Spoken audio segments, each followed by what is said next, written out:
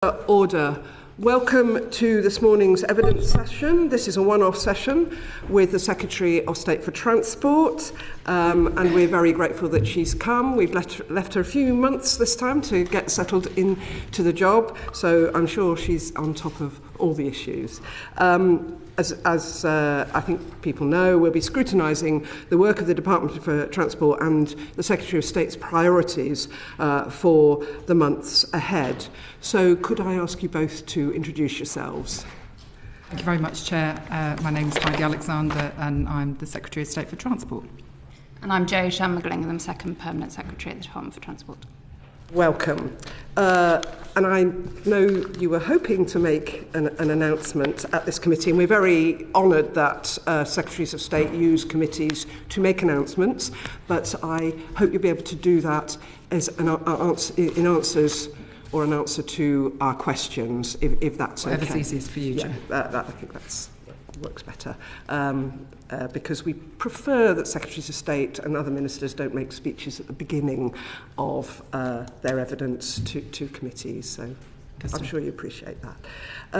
So my first question is, move fast and fix things was your motto when you first started. Is it still? How's it going? Well, certainly that was the motto that my predecessor, Louise Haigh, gave to the department when she arrived after the general election last year. I think it's a good motto to have because wherever you look, frankly, there are problems on our transport network. And so I've been very determined since taking office that I do crack on and fix the problems that people are experiencing, whether it's on our roads, on our trains, on our buses, no matter which part of the transport network they are using.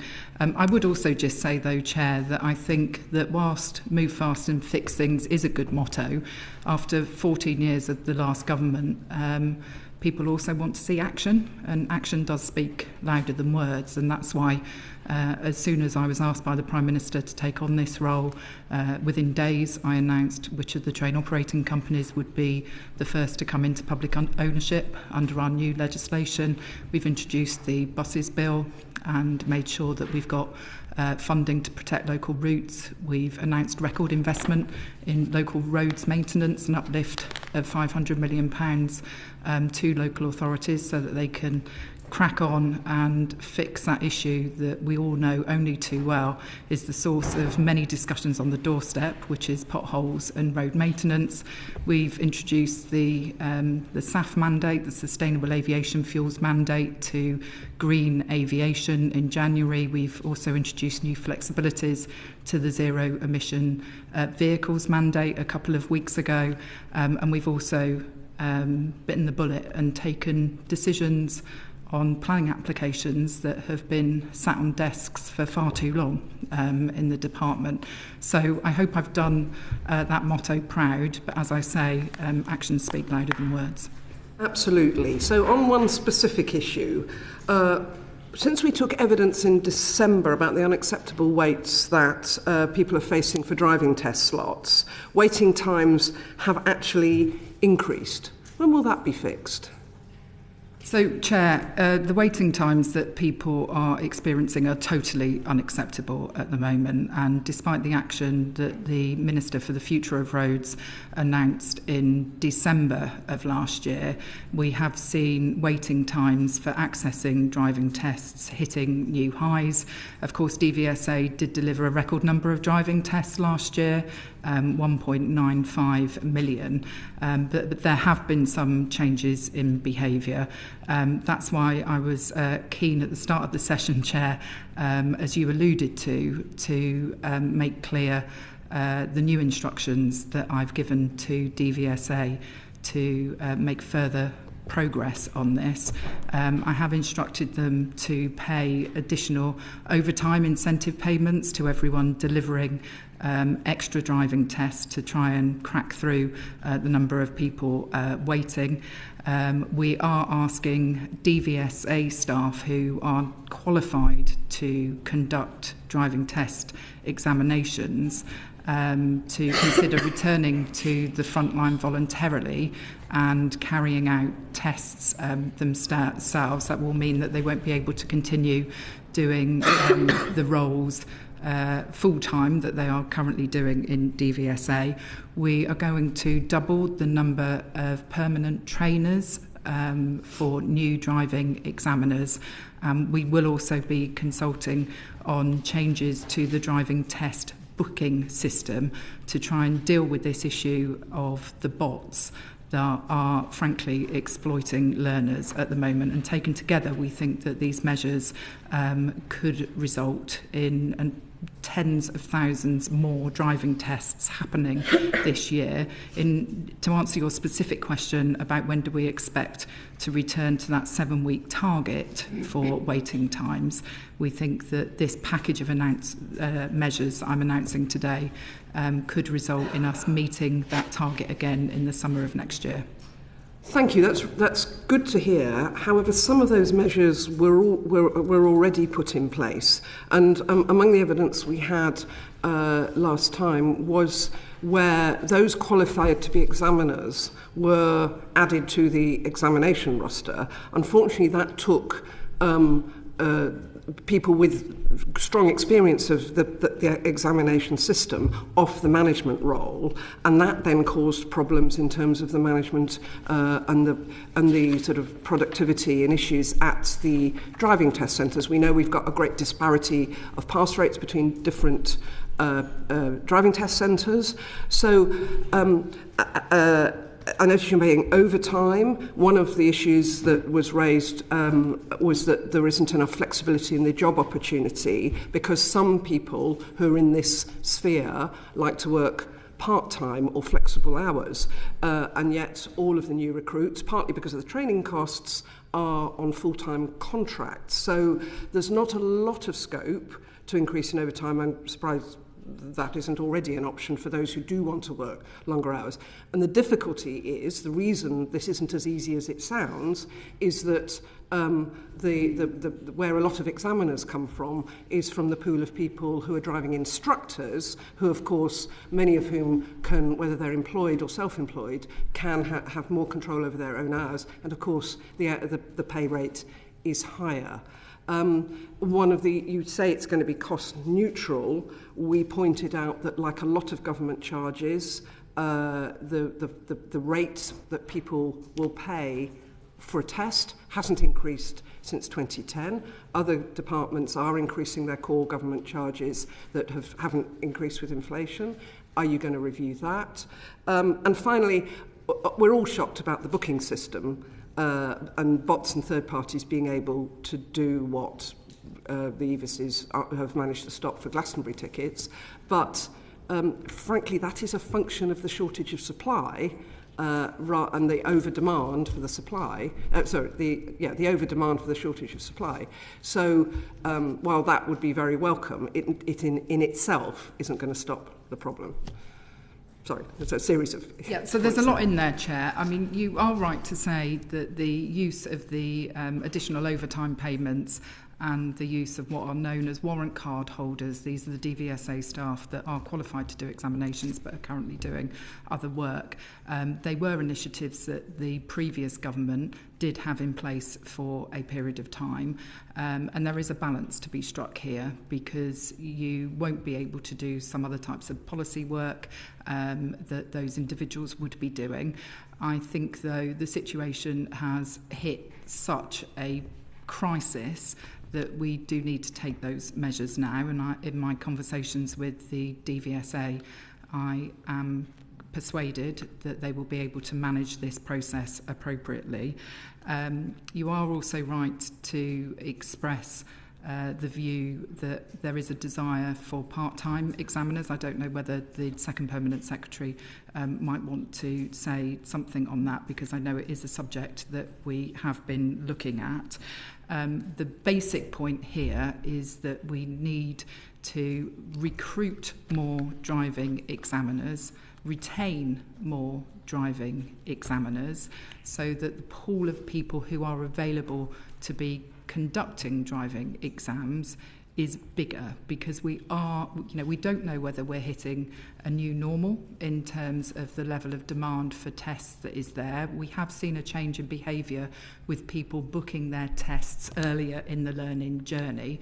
But I do want to assure you, Chair, that where government systems are acting as a brake on growth and people's aspirations, we will act. And that is why I've taken the decision to introduce the measures today that I've outlined to you. Joe, I didn't know whether you wanted to say something on the part-time exam. Yeah, or sort of more generally, we do think the overtime measure in particular will make a really material immediate difference. So it means that an individual examiner could do 40 extra tests a month if they chose, so a third more than their normal roster on a full-time basis, and that effectively buys time while the structural changes announced in December and the further ones announced today have an effect. So, for instance, one of the December announcements was to change booking conditions, to increase the period for free cancellation from 3 to 10 days. That actually only came into effect on the 8th of April. So we're not yet seeing the benefit of those changes. And again, by increasing the number of permitted examiners, that will give us the opportunity to look at, as you say, how we can bring in the widest variety of people into this workforce, because we absolutely need to do that to make this a sustainable difference and break the cycle that we are still in today. Did you want to ask? I'll just press you on one of the many points that the Chair raised about the cost of the driving test itself. I'm conscious it's pretty unpopular for politicians to suggest that government should put up its prices, but that behaviour that you alluded to of people booking earlier, I learned anecdotally from talking to people in the queue at the moment that they book as soon as they start their driving tests because they know there's a delay. They take the test, their lessons. They take the test whether they're ready or not, because it's actually cheaper in some parts of the country than doing a driving lesson. So why wouldn't you, and why would you bother cancelling? And that means that either we're getting more tests used by people that fail because they're taking them prematurely, or worse, we're getting people passing sort of by chance who aren't actually safe and ready to drive. Am I right in thinking that it needs secondary legislation to adjust the price of the driving test? And is that on the radar as a way of adjusting that behaviour that you described? We haven't ruled anything out at this stage, but I think that if we were to consider raising the price of taking the driving test, people would rightly say, well, we want a decent system in place to be accessing that. So there's a chicken and egg element to all of this. In terms of the legislative process by which this would happen, I would need to check that and come back to you. It is a statutory instrument, yes. It's a statutory instrument, so secondary legislation. The DVSA are obviously running a campaign about encouraging individuals to consider whether they're ready to pass, because if we can reduce the number of failed examinations, then that will reduce pressure on the system overall. But we are looking at all measures. I would make a broader point actually on coming into this department. I've been quite astonished at the number of fees and charges which have seen absolutely no increase at all over the last 14 or 15 years, and no politician wants to ask people to pay more for things. But in order to cover the operating costs of different systems, and sometimes those things are necessary. So we haven't taken any firm decisions either way on the issue you raise. Thank you. But given how much people are in fact paying 3, 4, even 5 times the £62 to get a test, it does suggest that there's, and the cost of lessons, it does suggest that there is some leeway in bringing the cost up, at least to meet inflation, and that might bring a little bit more income into the DVSA. As you say, you want your announcement to be cost neutral, so just a suggestion. Okay, can I now move on to spending? Steph? Me again, sorry. The committee is very interested in your department's submission to the spending review, and I guess when it comes to your organisational structure and in particular staffing resource, it seems like now is a good opportunity to reflect on what the job is that the department's trying to do, in particular with these big decisions on rail and buses, and whether the design of the departmental structure is best fit for that. I wonder if you could comment on that, but also talk about staffing levels. Are we going to see changes in staffing levels, staff location, those sorts of things? Right, start. I'm happy to start, Yep. and then perhaps Joe, if you want to pick up some of the detail. I mean, you will be aware, and other committee members will be aware, that the government has set an objective to reduce the administration costs of government by 10% by 28, 29, 15% the year after. We haven't talked about headcount reductions as such, because we think that will result in some perverse incentives. You could reduce the central headcount of a department by paying more consultants, for example, which wouldn't necessarily be the right thing to do, both from the point of view of the public finances or from the point of view of how effective the organisation is operating. I also just think when we're talking about staffing numbers and levels, it's important to remember that one of the previous Prime Ministers, Boris Johnson, set a target for reducing civil service headcount numbers, and we saw those numbers shoot up by 130,000. So I think focusing on how we spend money more efficiently is right.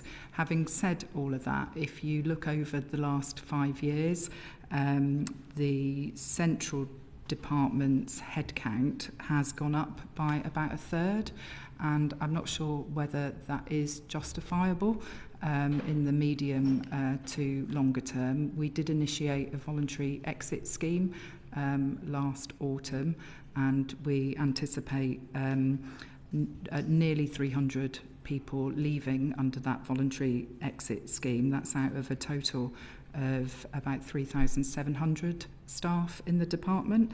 And there are some changes in government, things like the government car service is transferring over to the Cabinet Office. Obviously with GBR and the setup of Great British Railways, there will be a number of DfT staff who will transfer into that new organisation.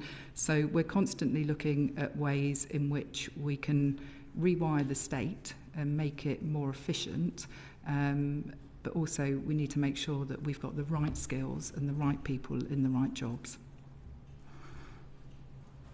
Well, the Secretary is absolutely right. The department has grown, the central department, quite considerably over the last 6 or 7 years, as most central government departments. The voluntary exit scheme is part of us beginning to get smaller, and we expect that to continue. As the Secretary of State said, because this is about cost, not headcount, in some cases it can mean insourcing. So Kat Little recently wrote to the Public Accounts Committee talking about potentially bringing in 7,000 digital contractors and consultants into government, because that will offer us better value. And as we've just discussed, so we have 3,500 people in the core department, 15,000 civil servants total across the family of agencies. We want there to be more driving examiners covered by the fees replaced. We will look at how we get best value for the services and the outcomes the government want to deliver. Thank you. Just a brief supplementary, Chair, if I may. You touched on those agencies because, in fact, without being distracted by consultancy debates, those arm's-length agencies are an important part of the overall remit of the department. Do you see many structural changes happening there other than the obvious ones with GBR? The government's asked us to look, the Prime Minister's been very clear to look at the role of sort of where government is conducted, making sure ministers have the right oversight. We've got a sort of a simpler way for citizens and businesses to interact with government. We might probably come onto it. We've got a sort of massive change coming with Great British Railways and huge simplification, and we will always carry on looking at how we make how we conduct our sort of transport responsibilities as simple and straightforward as possible. Thank you. Okay, Lawrence. I think that I had a... Sorry, Catherine. Yes, I do apologise. Transport creates and underpins so much economic growth, but there is significant inequality between the regions when it comes to transport spend. The East Midlands and the South West get little more than half of the average spend when it comes to the United Kingdom. Will addressing that regional inequality be a priority for you in the spending review? Yes, very much so. Chair, it might be helpful if I just say something about the way I'm approaching my spending review discussions with the Treasury and what I'm prioritising within that. I think it's really important that we prioritise investment in transport that will deliver economic growth in this Parliament and will help contribute to the delivery of the 1.5 million homes that the government has committed to.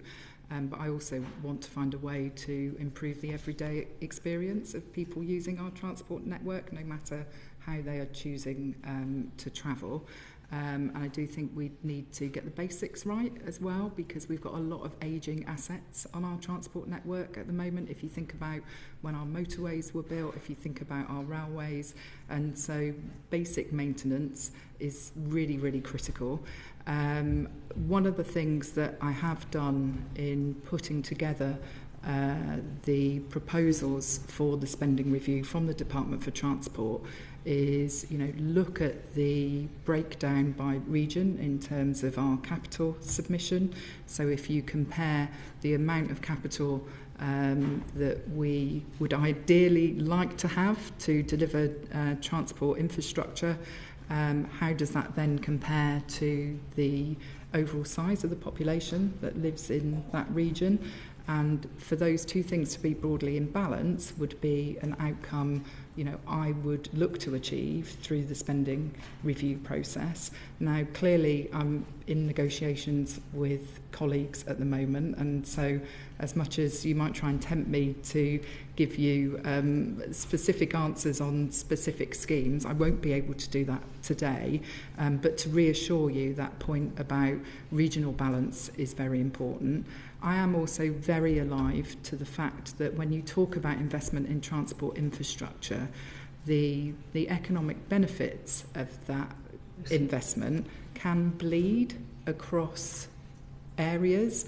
And so if you take London as an example, the population from the southeast that travels into the capital every day for the purposes of work is very high, and so when you look at spending per head of the population, London will look quite well provided for, but of course it has a very, very large commuter hinterland as well. But to answer your basic question, yes, we are very, very mindful of regional balance in the way we're approaching the spending review. Did you want to come back, Lawrence? Well, I think it leads on quite naturally to what I wanted to ask about, which is in respect of those projects that were inherited last year, and we heard in July that unfunded transport commitments were a significant share, I think about 15% of that wider 22 billion gap. So in terms of the review of those projects, what progress has the Capital Review Panel made, and when can we expect to hear the outcome of that process? So I think it probably is quite important to give a little bit of context about the Capital Review Panel that my predecessor appointed last summer. Obviously, it was at the point at which the dire state of our inheritance with regard to the public finances became obvious, and she put together a panel headed by Rachel Skinner to advise on strategic priorities for capital investment, not individual schemes as such, and they provided some advice to her in advance of the budget. They've done another short piece of work in advance of the second stage of the spending review. I'm pleased to say that some of their findings broadly align with the actual work that the department has been doing itself on the spending review. And so given that we have now actually entered into the negotiation stage with Treasury colleagues, I have written to everyone that provided their services free of charge to thank them for their work. We have closed down the capital review, and obviously the outcomes of what they contributed to in terms of the advice that they gave strategically internally within the department will feed through to the spending review process that we're now in. I see. So can we expect to see some kind of summary published of those conclusions that the panel came to around strategic priorities? So I think the intention of my predecessor was that the review would be an internally focused piece of work, and we don't have the intention of publishing a document because that wasn't the way that they operated, but it will inform the negotiations that we're having in the spending review. And just to reiterate the point, it wasn't about individual schemes, it was a more strategic piece of work. On that point around individual schemes, and I understand that you've said you're not going to talk about the outcomes for particular schemes today, but can we take from your update that scheme by scheme ranking, reprofiling, scrutiny took place within the core department in conversation with Treasury? Was that the process? So you would expect me, when I came into post in December, to sit down with officials in the department and look very closely at all the schemes that were on the books, be they road projects, rail projects, and look at the benefits that those schemes can offer, the costs, the stage of delivery that they're in, because clearly we are going to complete the very significant capital investments that are already underway, HS2 between Birmingham and London, Transpennine route upgrade, the work on East-West Rail. We're putting together the third road investment strategy as well. And so I think it wouldn't be true to say that there is a big spreadsheet that is listed 1 to 257 anywhere that exists in the department in terms of priorities. But obviously, given what I've said in response to a previous question about the strategic outcomes that I'm seeking to achieve from the spending review, be that delivering economic growth this Parliament, helping unlock homes, ensuring that we're improving people's everyday experience of the transport network, plus achieving that regional balance, the individual assessments of those schemes will mean that some perform better in terms of delivering against all of those objectives.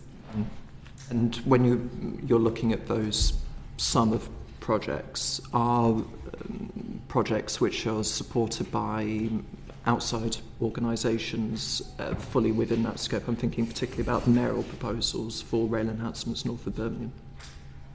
So one of the things that I have prioritised since joining the department was engagement with our mayors, whether those are people like Richard Parker and Claire Ward in the Midlands, Andy Burnham and Steve Rotherham in Manchester and Liverpool, the great collection of mayors that we now have and are blessed to have in Yorkshire, Kim McGuinness in the North East. And they haven't been shy about telling me what investments they want from the transport network. And I think this does demonstrate something actually about the extent to which our regional mayors understand that transport is holding back the potential of their areas and their communities at the moment. And so we are looking at everything in the round in terms of our spending review. And I think we also need to think beyond the spending review, because transport infrastructure projects by their very nature take a very long time to design, build and then get into operation. And especially when you're talking about large rail schemes or large road schemes, it's really important that we're thinking strategically, feeding into the 10-year infrastructure strategy that will be published alongside the spending review. But I would argue thinking beyond that as well in terms of a time horizon, because what we've had under the last government is a lot of promises, a lot of lofty ambition, but that simply the money wasn't available to deliver it. And so I think we need to build confidence in the supply chain. I think we need to give certainty about the pipeline of infrastructure investment that we want to bring forward as a government over what will be a decade of national renewal. If I may just finish by referencing the point that my colleague Catherine made about regional disparities. Understanding you said today that you do want to take a balanced approach. I would just ask that historic imbalances be taken into account. In the Midlands, it did always feel like the Midlands engine was the afterthought to the Northern powerhouse, and the figures which have been quoted today bear that out. There has been a lot of interest in the future of Midlands Rail Hub, and a major part of that proposal, the Kings Norton upgrade, is in my constituency to declare an interest. So just ask that when a department is looking at priorities, I understand that you might be looking at a fair balance within a particular set of packages, but there is a historic lack of investment that needs to be remedied, and what some people think of the squeeze Midlands as well. I take your point. I would just also say this is a point that has been made to me by various different sources. I met very early on with Ken Skates, who is the Welsh Government Transport Minister, along with Joe Stevens, the Secretary of State for Wales. And, you know, they were making a very similar case to you, pointing out that historic rail investment in Wales has lagged, and asking through the spending review whether we could address that point. So it is something that I am alive to. What I can't do is make any promises today about what the outcome of the spending review will be, but what I can assure you is that those schemes which will significantly improve the experience of people travelling on the public transport network and on our roads, and which will unlock that economic growth and help deliver new homes, they are very much the subject of discussion between me and Treasury colleagues at the moment about what the priorities are and what we can afford to deliver over the next 4 years. Thank you. Capital expenditure across government is set to be increasing. So why is the Department for Transport going to spend less on capital projects in 25-26 than in previous years? So I think the capital budget for the Department for Transport in 25-26 is £21.8 billion, and that is broadly in line with the levels that have been spent in recent years. I think it was 22 billion in 23-24 and just under 20 billion in the financial year just ended. I think some of those fluctuations that you see on individual years can sometimes be accounted for specific things in historic years. So if you look at inflationary pressures on HS2 or a one-off uplift to local roads investment, that can then skew the figures slightly. But I am very clear that we are, maintaining a really good pipeline of investment at the moment. Some of the schemes that I mentioned in response to previous questions, whether it's making sure that we get on and complete HS2 between Birmingham and London, the Transpennine route upgrade, the fact that we've also haven't been frightened to take decisions on some of those big infrastructure projects as well. And so, we do have the highest level of capital expenditure in government. It's important, given the impact upon economic growth that transport investment has. But that doesn't mean to say that we shouldn't look to drive efficiencies in that as well, because we need to make sure that the taxpayer is getting really good bang for its buck when it comes to the money that we're spending on building new and enhancing and maintaining our transport network. Yeah, that's correct. But the money for major capital infrastructure doesn't just have to come from the taxpayer. As many of our competitor countries have shown, are way ahead of us in terms of imaginative and different ways of bringing private sector investment in.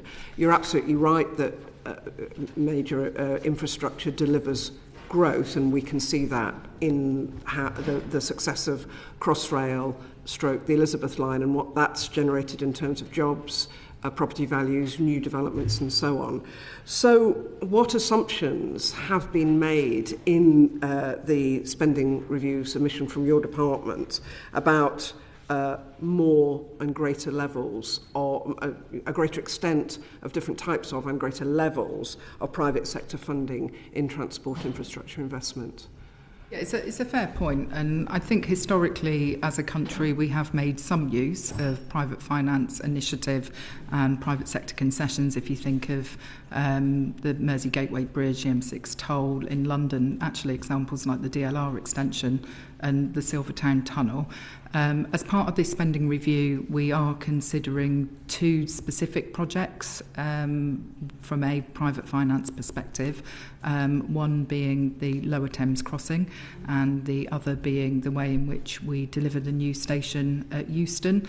Euston is a very, very complicated piece of transport infrastructure to get right, because not only is it about the new HS2 station, you've got the existing railway station, which we know people have huge frustrations with. You've got the underground station there and a lot of development potential around that site. So both on Lower Thames Crossing and Euston, we are in discussions with Treasury colleagues about private finance. We haven't taken a decision on the type of private finance model to pursue. We will be working on that very closely with colleagues across government in the coming weeks. Okay, thank you. Lawrence. Following up on a similar point, now that the Lower Thames Crossing has been given a green light or a development consent, and it pains me to say this, but looking at some other large projects like HS2, something has gone really quite badly wrong with the delivery of that project. What lessons are you looking to learn from HS2's experience to make sure that there isn't a repeat with similar large-scale investment?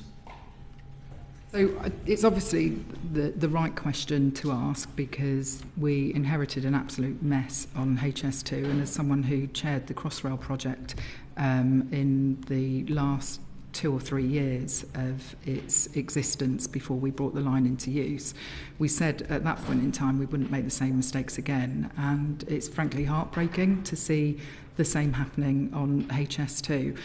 I would just say that I think there are quite considerable differences between the Lower Thames Crossing and HS2. The Lower Thames Crossing is geographically constrained, and the scope has been very tightly defined and has undergone a number of reviews. And, you know, if you think about the fact that the previous government spent £2.5 billion on phase 2 of HS2, which never happened, that's an awful lot of money that could have been spent on improving other bits of the transport network. So I think one of the mistakes of HS2 was not having sufficient design work done before construction work actually started, because then you see changes being made through the process, and that inflates cost. I believe that is a point that the new Chief Executive of HS2, Mark Wilde, has made. And so actually having the scope really nailed down to start off with is absolutely critical. I would also say that rather than setting up a new arm's length body to manage the project, in National Highways, which is the promoter of the scheme, you've got an organisation that has got a really strong track record of delivering big road infrastructure. They have links with the supply chain. They, have a strong understanding of the work that is necessary, and also the operational interfaces with a road tunnel and a freight tunnel, which is what this would be, is actually quite different from a railway, because if you think of all of the interactions that the civil engineering works on a railway have with signalling systems, rolling stock, the day-to-day running of the railways, it isn't the same. And so whilst we will, of course, learn the lessons from HS2, we commissioned James Stewart to do a review of governance, and that report has now been provided to me. I think we do also just need to keep in the back of our minds that there are some differences between the Lower Thames Crossing and HS2.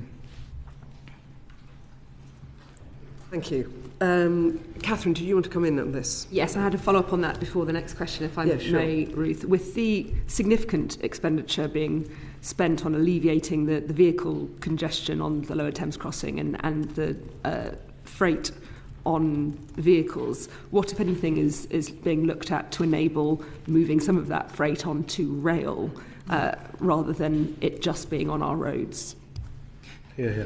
So I'm very keen to see an increase in rail freight, and one of the things that we consulted on in the rail consultation document that we published a couple of months ago was setting not only a duty on Great British Railways around freight, but also setting targets for growth in rail freight as well, because getting these huge lorries off our road and moving that freight via rail or by water even is, I think, good for the environment.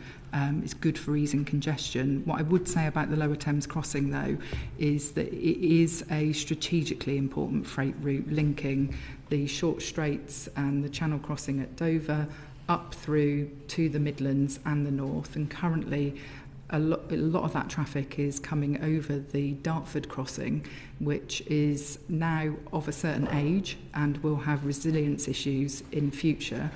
And so whilst, yes, lots more to do to move freight away from road and onto rail, it is important that we address that particular issue in that part of the country, given the importance it does have as a strategic freight route.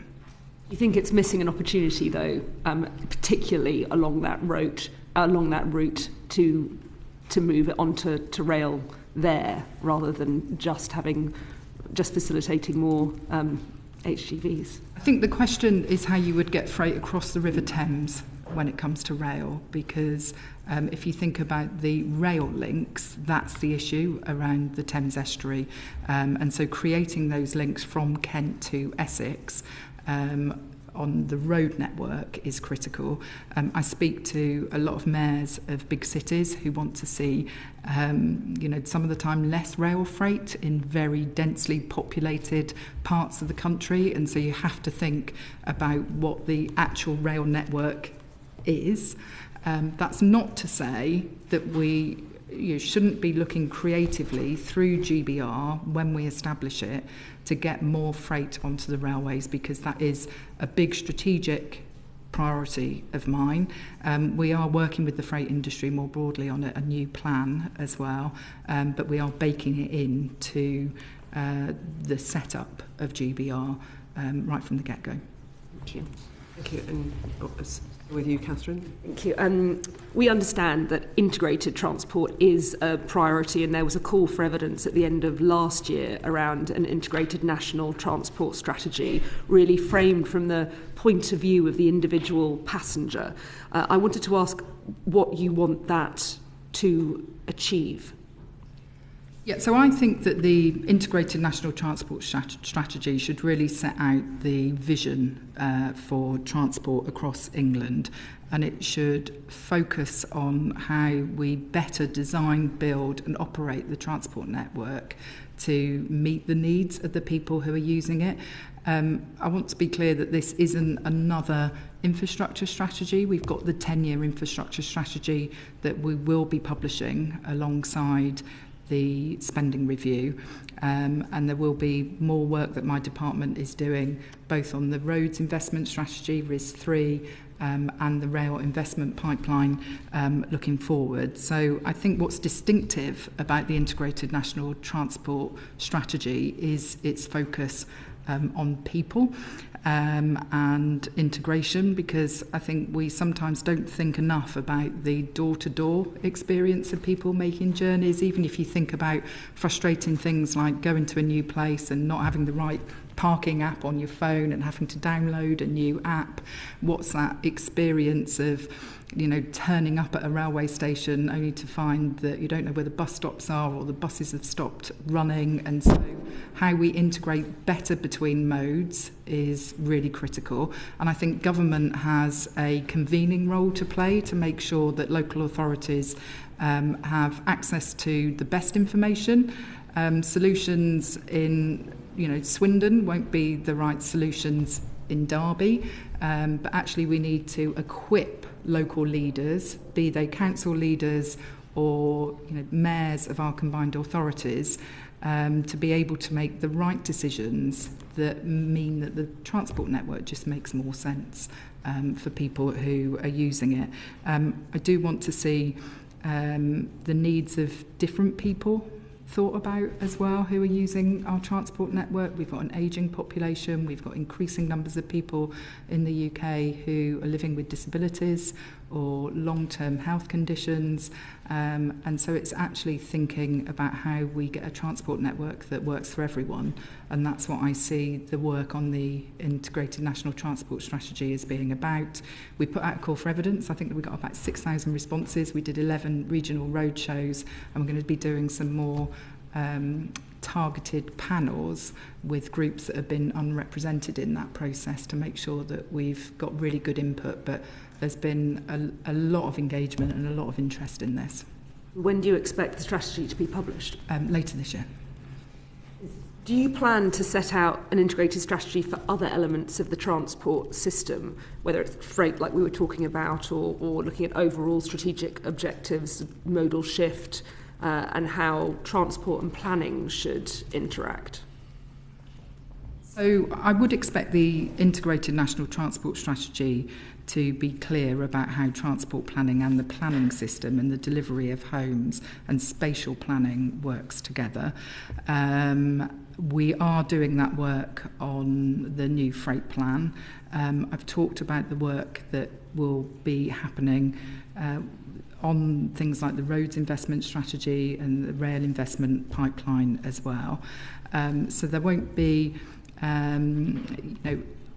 other particular plans apart from those which I've mentioned. I do think we suggested this in February around changes to the National Planning Policy Framework, that we need to be more vision-led as opposed to just operating on a predict and provide approach. We need to think about the places that we are trying to create. If we're building new homes on the outskirts of a town, making sure that actually you've got bus routes there from day one, which are operating, so that you don't bake in particular types of travel habits because the public transport simply isn't available. And so I think that's the broad direction that we're going in. Thank you, Chair. Okay, thank you. Scott. Thank you, and thanks for coming along this morning. Just to explore a little bit more about what you were saying to Catherine there about accessibility. Obviously, you would have been really excited to receive the committee's report on transport accessibility, and we're looking forward to your response to that. But you spoke quite generally there about how it's important. Are you able to give examples of how this government has changed its approach to accessibility? Yeah, and I think I would say that I've been struck since coming into the department that this is an area which hasn't had the attention that it should have had in recent years. If you think about the last government's inclusive transport strategy, I think it dated back to 2018. There were a lot of lofty aspirations, but the actions which followed simply didn't match up to the rhetoric, and so I think it is important that we change that.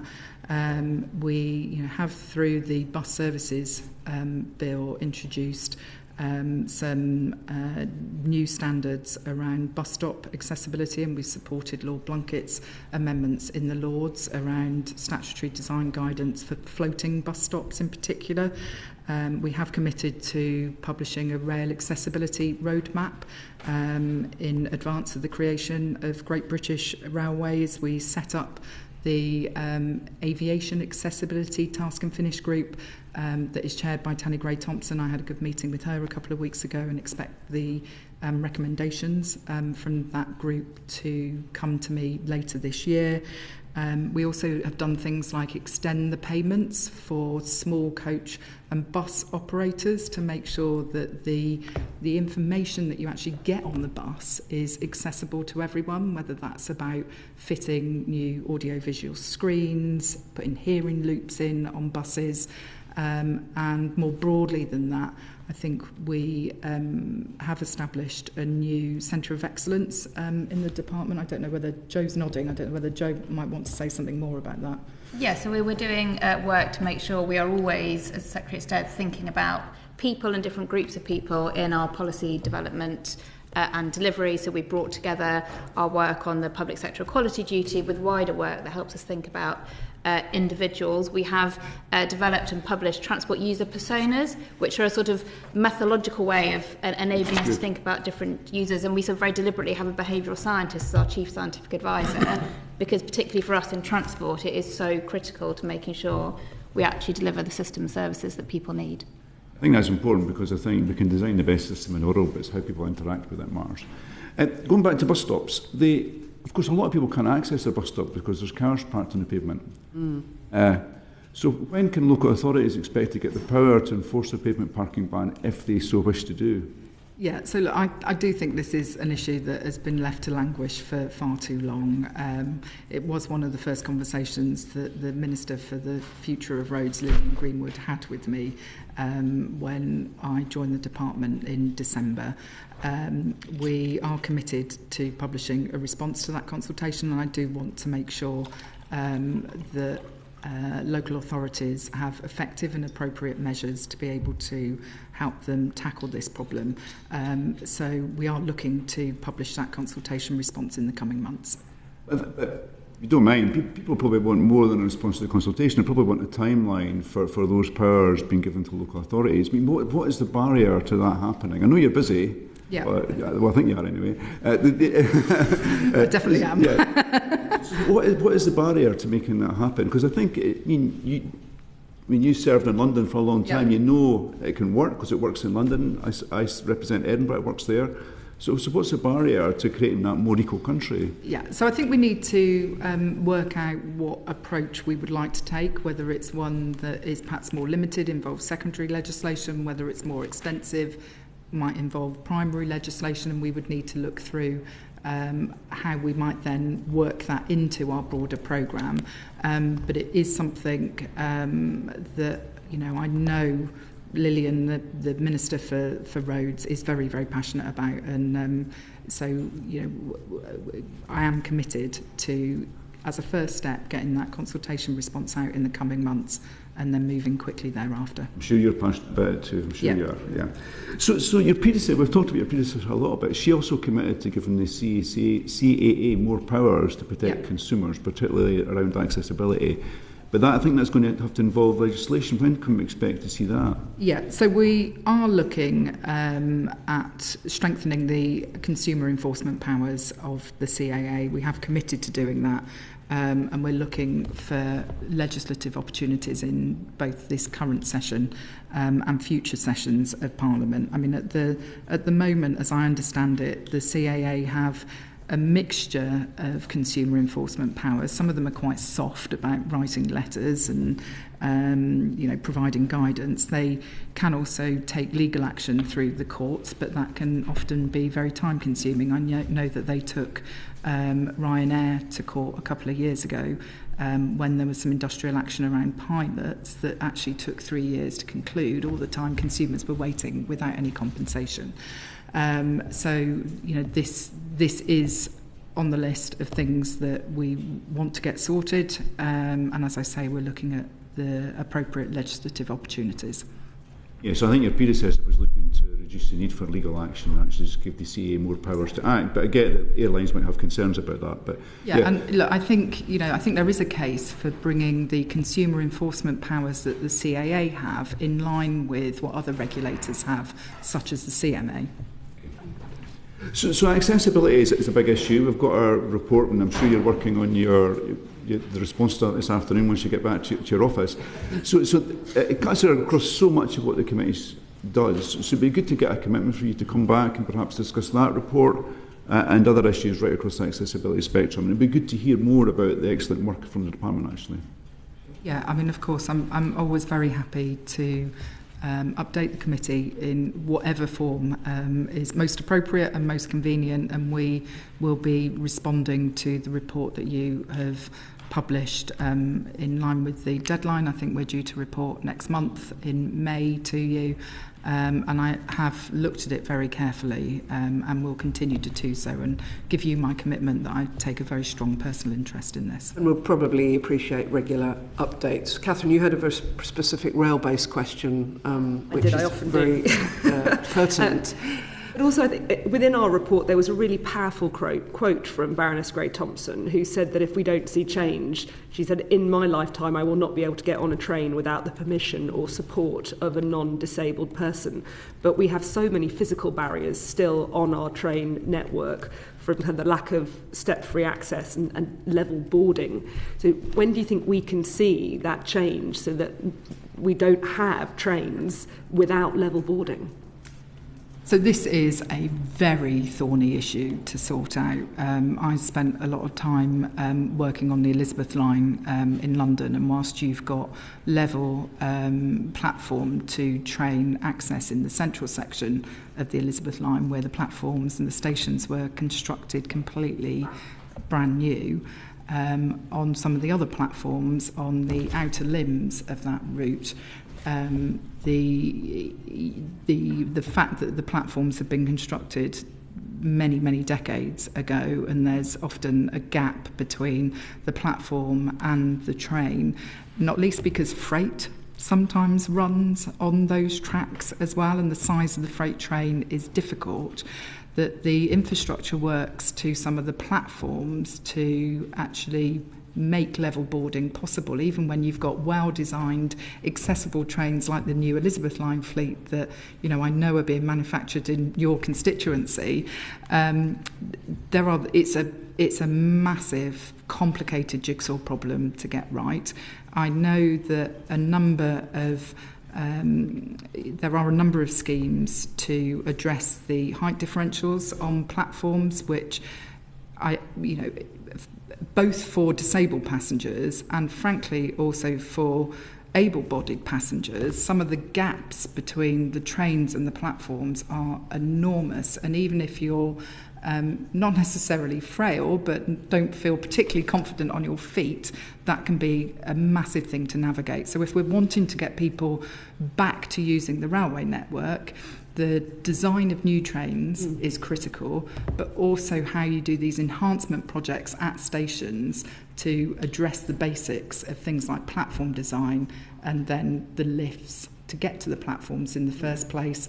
That's why, you know, we're proceeding with things like the Access for All schemes on the rail network as well. And just to, you know, reassure you, you know, I met with Tanny Grey-Thompson a couple of weeks ago, discussed both the work that she's doing on aviation accessibility, but had also seen on social media some of the problems she's been experiencing with the train operating companies, and I've immediately raised those issues with the managing directors of the train operating companies in question, because if Tanny is experiencing it, it means there are thousands more people across the country who are experiencing it as well, and it's simply not good enough. Certainly going forward, we would expect, would you agree, that all new trains should absolutely have level boarding? Yes, albeit, even though the point I made to start off with still stands, that even if you have level boarding on new trains, the physical infrastructure, the platforms at some stations on the routes that those trains will be using will mean that some of the time, not all of the stations are fully accessible.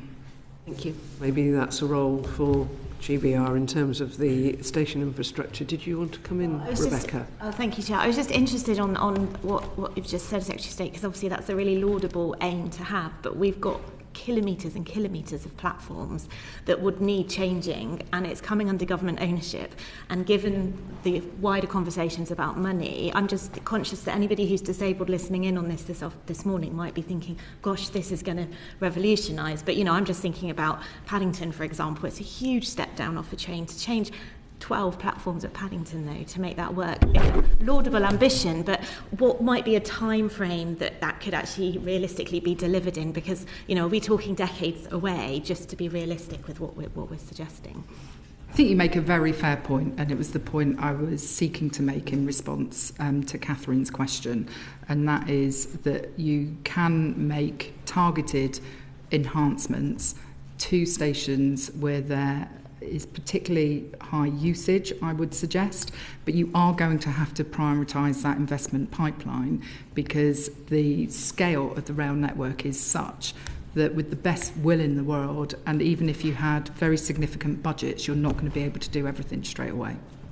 If I may, I think it's also why you've prioritised 10 million extra funding for the passenger assist service to make sure that is working really effectively immediately, so that where people do need assistance, it is available consistently and they can rely on that assistance being there. And as our report was subtitled, it's rights against reality, and too often the reality doesn't always fit in with the policy or the procedures, and that needs to be got right throughout the whole system. Thank you, Secretary of State. We're now going to move on to different transport modes, questions, and we're going to start with aviation. Baggy. Thank you, Chair. So we all understand that driving growth in our economy is so important on so many different aspects, but what is the government's strategy for airport expansion? So we will support airport expansion when it delivers economic growth, where it delivers jobs, improves the passenger experience, and where that airport expansion is in line with our legally binding environmental obligations, be that on carbon, on noise or on air quality. We are committed to securing the long-term future of aviation in the UK, and we realise the benefits of international connectivity that our airports bring. I do think if more people are going to fly, and that's certainly where the current demand trajectories are pointing, then we need to make flying greener and less carbon intensive, and so that's why we have put such focus on things like the development of the sustainable aviation fuel mandate, the commitment that we've made to introducing the revenue certainty mechanism. You will also be aware that the government has invited proposals from Heathrow for a third runway at that airport. We have committed to urgently reviewing the airport's national policy statement that the previous government put in place, and that we are also using the making best use policy to drive decisions around airport expansion at other airports which have runway capacity that they could use better, and that is what led me to take the decision a couple of weeks ago to approve the expansion of Luton Airport, and a couple of weeks prior to that I also took a minded to approve decision on Gatwick as well, albeit that I'm waiting for some information to come back from Gatwick Airport before taking a final decision on that. Okay, so this approach, is there an overarching vision for aviation, and is there a written document that exists or is going to be produced? So there isn't a document that is called the aviation strategy, and if I was persuaded that such a strategy would be useful to the sector, then I would consider publishing one. I think we have been really focused on what some of the key challenges are that the aviation and airport sector have been speaking to us about, namely actually taking the decisions on the planning applications that have been in the system in some cases for quite a long time, as well as inviting those proposals for Heathrow. We are committed to modernising our airspace, and that will also have an impact upon the carbon intensity of aviation by enabling flights to pursue more direct routes and reduce the amount of time that planes are actually in the air. And as I said, the really important point about decarbonising aviation, and so when there are limited resources within the department, I want to focus on actually making things happen, getting the SAF mandate introduced in January and the commitment to legislating for the revenue certainty mechanism are things that we're really focused on. But as I say, if the sector came to me and said this would be helpful, then I would consider it, but it's not currently in the work programme for the department as of today. Okay. And just going back to the third runway at Heathrow Airport and the 4 government tests, which you touched on there, and I'm sure you don't need reminding of these, but just for the record, air quality, noise pollution, climate change obligations and the countrywide benefit. Are you satisfied the third runway would meet these tests? So I should be clear about the fact that there is no live planning application at the moment, so I can't give you a definitive answer because I don't have a planning application in front of me, and my role as the planning decision maker on airport expansion plans is to look at the economic benefits that expansion can bring and weigh them up against the impacts on the environment, be that carbon, air quality and noise. We do need to go through the process of reviewing the AMPS, and that will be the document against which any development consent order application from Heathrow, from the promoter of any scheme, will be considered against at Heathrow. Okay.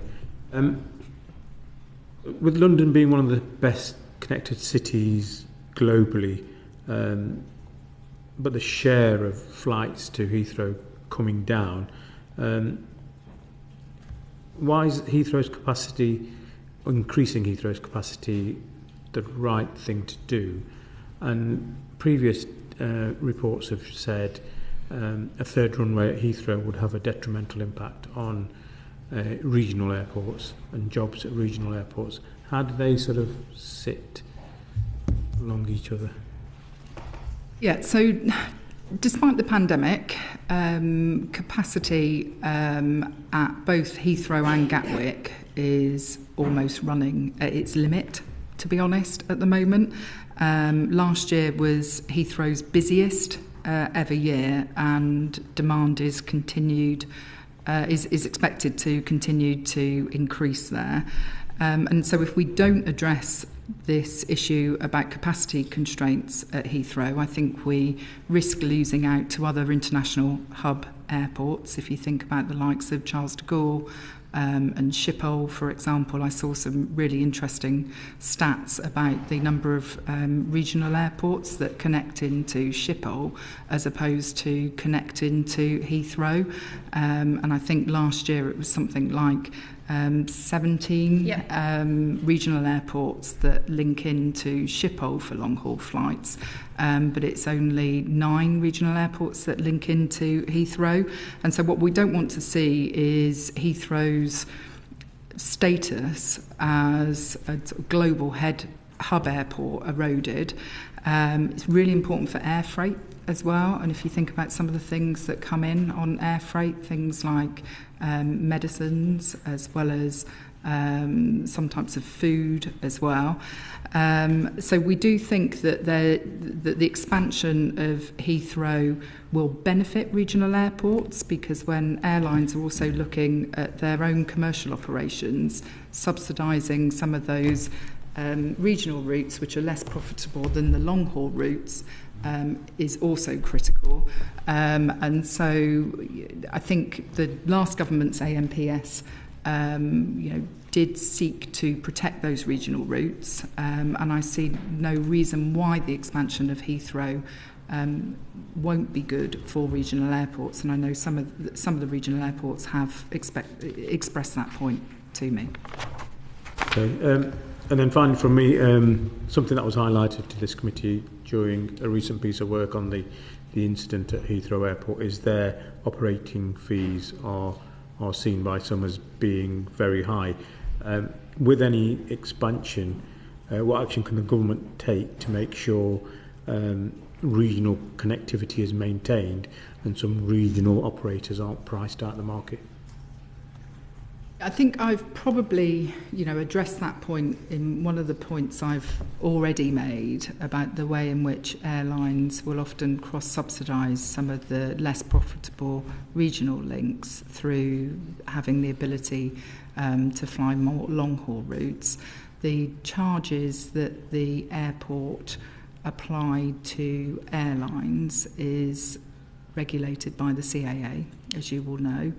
And the CAA are going through their process of agreeing the conditions for the next regulatory period that's called H8 for Heathrow Airport. And so whilst we work closely with the CAA, it's an independent matter for them to determine the fees that Heathrow can charge the airlines.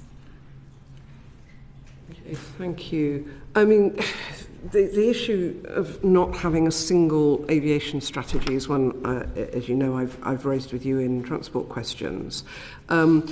Sitting on your table, or soon to be, or probably will be, is a series of applications, and some of which have already gone through, for many millions of additional passenger journeys across the UK, sometimes by airports who are more or less competing with each other. Previous, unlike what you've just said to Baggy in response to his last question, not that long ago the DfT itself came up with figures that showed that growth at Heathrow would actually disbenefit regional airports and airlines and also even those local economies. So do you not think it's time that ought to actually be an aviation strategy, and one that might also link to UK tourism strategy? Because, of course, the vast majority of those people flying and set to be flying are UK residents taking their spare cash, spending abroad to the tune net deficit of 42 billion. Do you not think it's time probably to have an airports and aviation strategy for the whole of the UK? I do have to be mindful about the work that I'm asking the department to do, to be honest, and the government has invited proposals for Heathrow for a third runway, and we have made that commitment to reviewing the airport's national policy statement. That's a really big piece of work and a really important piece of work. And at the point at which I walked into the department, there were live planning applications on my desk, some of which had been deferred for a number of times, and this government has made a commitment to actually get on and take difficult decisions, and that's precisely what I have done over the last couple of months. We are also doing a massive piece of work about decarbonising aviation and bringing forward legislation on a revenue certainty mechanism for sustainable aviation fuel, which would in effect give investors in sustainable aviation fuel a guaranteed price and return on their development in future. Is really important because at the moment we've only got one commercial production facility of sustainable aviation fuel at Immingham, Phillips 66, and this is a massive potential growth industry. Could provide some really high skilled quality jobs as well as reducing the carbon intensity of aviation. And so, if I'm tasking the teams with doing all of this work, plus I'm mindful of the discussion that we started this session with about the resources of the department, making the department as lean and efficient as possible. There is a balance to be struck here about writing lots of strategies and actually getting on and doing the work. And so I haven't detected from the airports and aviation sector a huge desire for a new strategy. They want us to get on and deliver. But as you've said, our transport strategies are there to serve our economy, not to be our economy in themselves. But thank you for your answer. Rebecca, you wanted to come back, I think. No, I didn't. Oh, sorry. No, I do apologise. Right. Okay. Scott, we'll catch up to where I am. Okay. Hello again. Just on this regional airport piece, so I mean, you referenced the contrast between Schiphol and Heathrow and the regional connections, etc.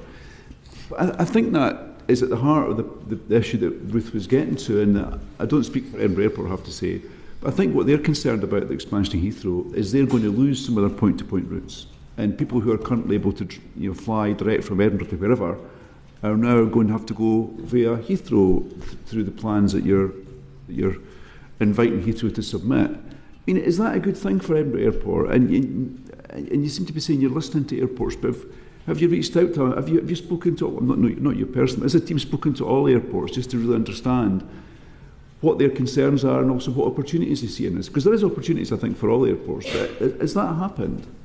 Yeah, the Aviation Minister, Mike Cain, has a programme of engagement with all the airports. I know he's very diligent and hardworking, and I've spoken to a huge number of airports myself, as well as the airlines. I think there will always be pluses and minuses. And actually, if you're flying further to a European hub airport to then get a connecting long-haul flight, it might actually be better for you to be making that journey within the UK. Clearly, one of the other things I also want to do is make sure that we improve the public transport accessibility of our airports as well, so that domestic journeys, that the choice won't always be plane first, that if you can have a quick, affordable train link to an airport to take a direct flight, that will obviously be preferable as well. We have also set up something called the Aviation Futures Forum to bring together ministers and industry leaders to look at how the sector can contribute towards the government's missions. And so there is a huge amount of engagement that is going on. Okay, and I think the public transport connections to airports, I think it's obviously passengers are a focus for that, but airports, many of them employ many thousands of people, so getting it right for them is really important. So I think, again, I guess the problems at Heathrow in March highlighted issues around resilience of national transport infrastructure. As a privately operated entity, so is that giving you, I guess, perhaps the hard way, is that giving you a better understanding of how the government needs to intervene with privately operated pieces of national transport infrastructure? Intervene's perhaps the wrong word, I guess, but be more mindful, is maybe the way we put it. So much of the UK's transport infrastructure is operated privately, and so it is really important that, especially when it comes to critically important national infrastructure, that government works with the operators of that infrastructure to prepare for and try and prevent disruption. And so there's a lot of close working that goes on between the DfT and organisations like the National Protective Security Council and also the National Cyber Security Centre.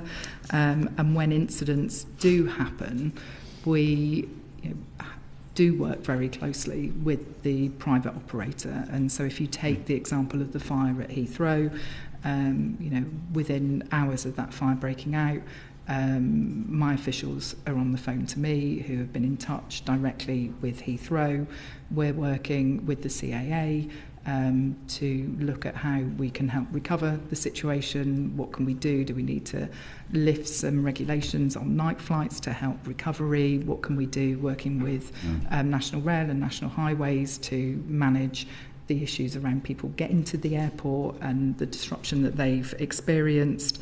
And so, when you were walking through that day, did you have the feeling that these plans were in place for an eventuality like this, and it was a matter of just pulling them off the shelf alongside all the strategies you've got, pulling it off and deploying it, or did you feel that there was a challenge as things were unravelling against maybe the wrong word, unfolding? So within hours of that fire starting, I had a direct phone call with the Chief Executive of Heathrow Airport. I understand he came and gave evidence to this committee as well, and he talked about the resilience plans that the airport themselves have in place. And I was confident that there was a team at Heathrow who were prioritising safety. To be blunt, he pointed out to me that even the traffic lights weren't working at Heathrow on that morning. And so the idea that you'd invite thousands and thousands of passengers in at a point in time when you don't know when flights are going to be taking off and landing again, I think was a fair point. They obviously had to restructure the energy supplies that went into the airport to get it back open. I felt very confident in the team at the DfT that were liaising with them as soon as incidents like this happen. 2 weeks prior to that, we had the collision of vessels in the North Sea as well. That the response that kicks in from government to work with private operators of transport infrastructure, I think is well developed and is something that I do have confidence in. Of course, we need to look across government about the learnings from this particular incident. It's why the Energy Secretary has commissioned NESO, the National Energy Systems Operator, to do that review about what happened there so we can prevent it from happening again. I'm not saying there aren't things we can learn. Of course, there are things we can learn, but I do think that that there are well-tested and proven processes in place. Is that fair, Jo? Absolutely. The other one you saw kick in overnight was from NATS, who deployed their existing plans to deal with all of the planes that were en route to Heathrow at the time and make sure they landed safely in the UK and in neighbouring countries. So there, of course, there's no stories or reviews looking at what happened, but there's none from the DFT. Do you think you're happy that these are reviews which are already running will answer any questions that you might have about the situation? Yeah, so there's two reviews. There's the NESO review that has been commissioned by the Energy Secretary, and then there's a review that Heathrow themselves have commissioned, being led by their independent board member, Ruth Kelly. I understand that's due to come back in March, and we're in discussions with Heathrow about them sharing that report with us as well. And more generally, Cabinet Office are looking at national resilience overall. I think work commissioned by Pat McFadden as CDL, and they are looking at the government's overall approach to national resilience and anything we need to learn and improve for the future. Okay, I'm just conscious of time, and I think when these reviews come to us all, I'm sure we'll have further questions of the Department for Transport in terms of national infrastructure and resilience. Did you want to come in on something quickly? To come back in on something that Scott had said about public transport and the regional airports thing piece. I suppose it was just a reflection, but also a bit of a challenge, which is that, we've talked a lot about rail links to airports, but, a lot of regional airports are nowhere near a train station, and you have to have buses to get there. And I suppose it's what methods might the department be using to ensure that those regional airports have a future, and that if you live a long way from Heathrow, which is going to get this third runway, or Luton or Gatwick or wherever, my constituency is in Devon, the nearest airport is Exeter, there's no bus from Plymouth to Exeter, Plymouth to the airport. Those sorts of things can't be how would you address those sorts of challenges on those regional airports that are not accessible by trains without a strategy on regional airports? Well, I think that buses to airports really comes back to what the local transport authority is doing to properly plan the bus service in its area. And one of the things that we're doing through the bus services bill is around giving more opportunities to local authorities to go down the franchising route quickly, the enhanced bus partnerships, and I would expect good local transport authorities to be looking at how they can ease congestion both to places of significant employment, but which also are providing a service to their communities. And so I think that's probably the way it needs to be tackled, through the part of government that has responsibility for overseeing the provision of local bus services. But I would also expect the airports to have a sustainable transport plan, to be setting out how they are going to increase the number of people that are coming to use their services using sustainable modes of transport. Okay. Thank you. And as we've got sort of less than an hour left, I would ask that everybody is concise, because I know, Secretary of State, you want to cover the full thread of your brief, as do we. We're going to decarbonisation with a series of questions, starting with Baggy. Okay. The Climate Change Committee has pointed out that low-carbon aviation technologies are quite an early stage of their development. Does that not make airport expansion environmentally risky?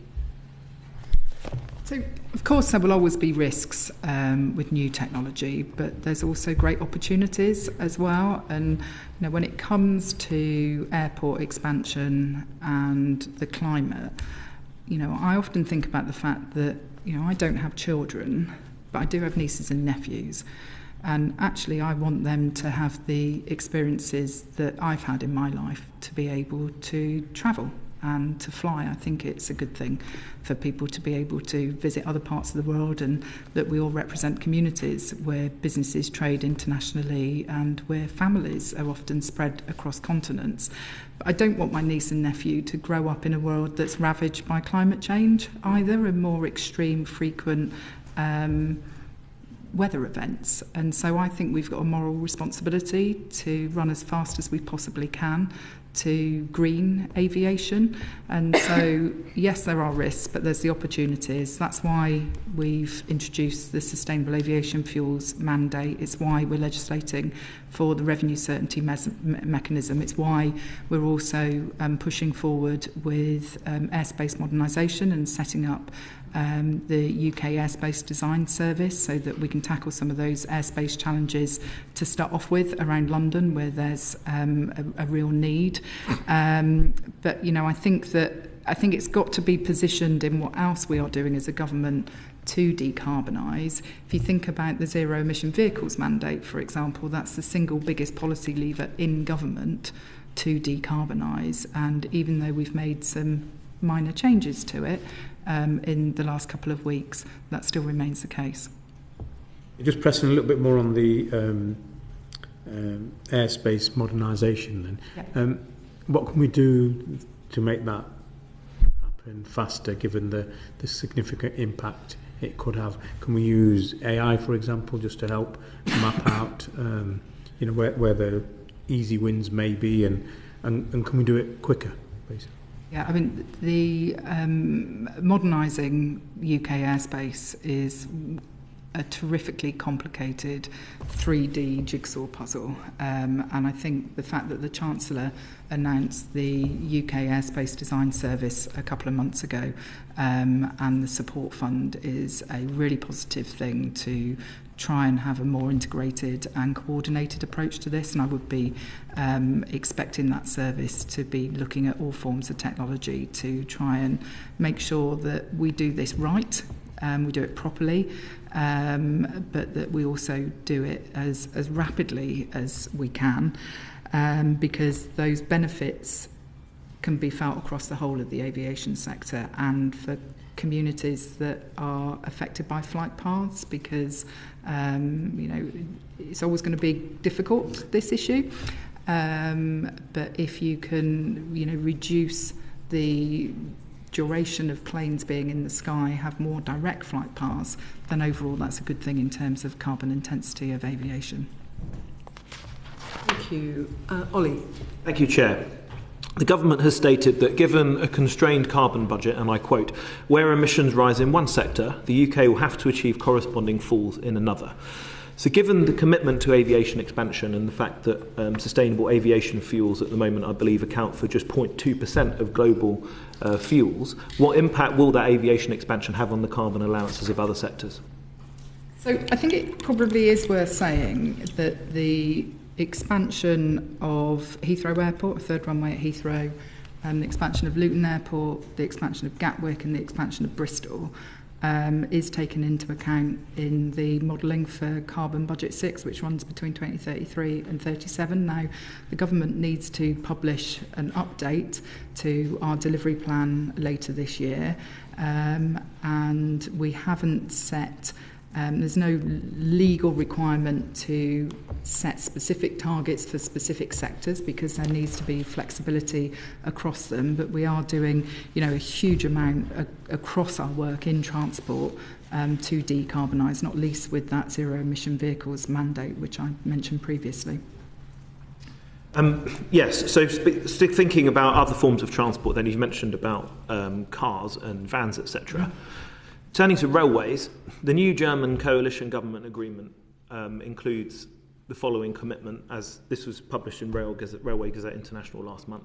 The coalition now defines rail electrification as a measure to address climate change and will no longer use cost-benefit ratios to determine whether wiring schemes will go ahead.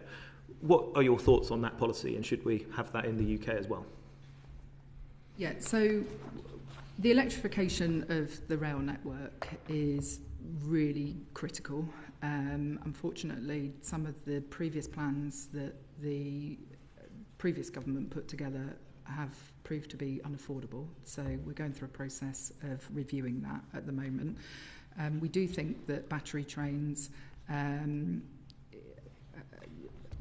electric trains that can use overhead lines are really the way forward. I was at Newton Aycliffe a couple of weeks ago at the Hitachi factory there, looking at the production of their tri-mode trains, which can operate both in diesel with the overhead lines and also switch to battery as they're pulling into a station, so that actually not only is it reducing carbon emissions, but it's also making it quieter for the people that live around the station.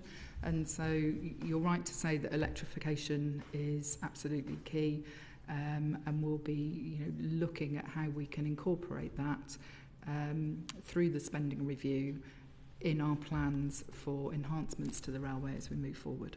I guess we also look at the total context of carbon emissions. So rail is 0.4% of total UK emissions versus, just for us and our other sectors, maritime at 3%, aviation at 8%, and roads at 23%. So we obviously have to look at where we're going to be able to make the biggest contribution to the government's overall carbon objectives. Sure, but hopefully there's also, as we've mentioned earlier, of rail freight, there is an opportunity to do far more in rail freight. And certainly I was told recently at a conference that we've only got 9% of our freight on railways compared to 31% in Switzerland, for example. And we are going to have to decarbonise the railways, maybe to help decarbonise roads by moving freight from road to rail. Would you agree that that is an aspiration we should have? I'm certainly supportive of moving more freight from road to rail. In setting up Great British Railways, we will create an organisation that has a single guiding mind around how best to use the finite capacity that is on our rail network. Now, clearly we want to attract more people to using our railways and away from car journeys, which could be done on the railways instead. You're going to have to find the right balance between the provision of passenger services and freight. But by creating Great British Railways, you do give one organisation the overall strategic oversight to make those judgments about what is in the best public interest. I think we're going to have some more questions about that coming up a bit later. Last one from me on this section. So we've talked about electrification and battery trains and tri-mode and however many other modes. What is your view on the role of hydrogen in decarbonising the rail sector? Because certainly there are parts of the rail industry that are interested in the potential of hydrogen. So at the current time, we don't expect hydrogen to play a particularly significant role on the network. It's got relatively high cost and relatively low energy density. And so we have been looking more at the contribution that electrification and battery trains can play. I don't know, Joe, whether you've got anything else you wanted to say on hydrogen and rail. Yeah, I think it's exactly that. Just looking at the technological choices, what's happening in the market anyway with rolling stock, it does look like line electrification or battery, and particularly where battery can support existing fleet, existing diesel, and reduce and improve air quality in urban centres. Those are looking like the more effective solutions than hydrogen in the UK. Catherine, very quick question. A very quick one, just building upon what you have said, with people living alongside lines when you've got really poor air quality, and I think Midland Main Line, it's like 48,000 tonnes of carbon, and it is a line that is really densely populated. So when you're looking at the significant savings that there are with discontinuous electrification, will you also be looking at very highly populated lines like the Midland Main Line? Yeah, and we'd be looking at all of those impacts in the round. Thank you. Thank you. Now we're going to move on to EVs. Rebecca. Thank you, Chair. So do recent changes to the ZEV mandate risk weakening the market signal needed to drive investment in EV infrastructure and supply, particularly in the lead up to 2030? No, I don't think they do. I think we have got the balance right between giving flexibilities to the vehicle manufacturers, but also giving confidence and certainty to consumers and the operators of charge point infrastructure. We've maintained the phase-out date of 2030 for the sale of new petrol and diesel cars.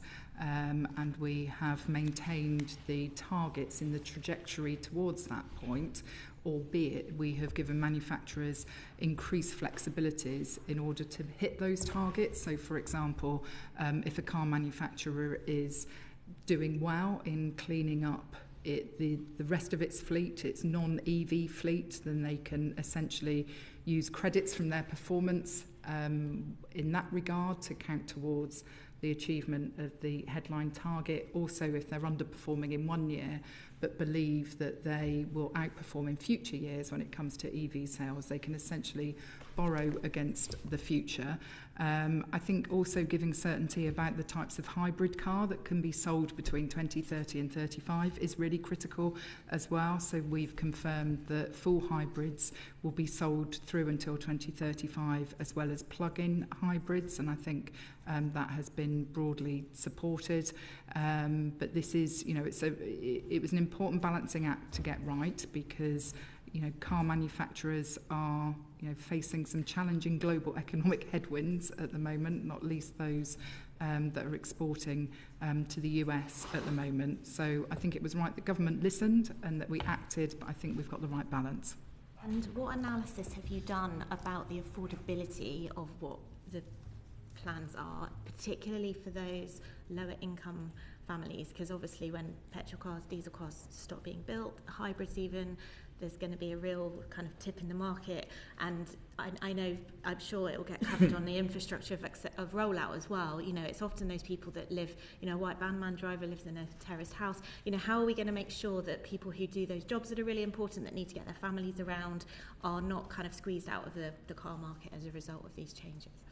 Yeah, so on vans, we have said that petrol and diesel vans can be sold through until 2035. And obviously one of the points I would make is that the vast majority of car sales that happen in any given year are second-hand car sales. What we are now seeing in the second-hand EV market is a lot of demand. They sell more quickly than any other type of vehicle in Auto Trader, I'm told.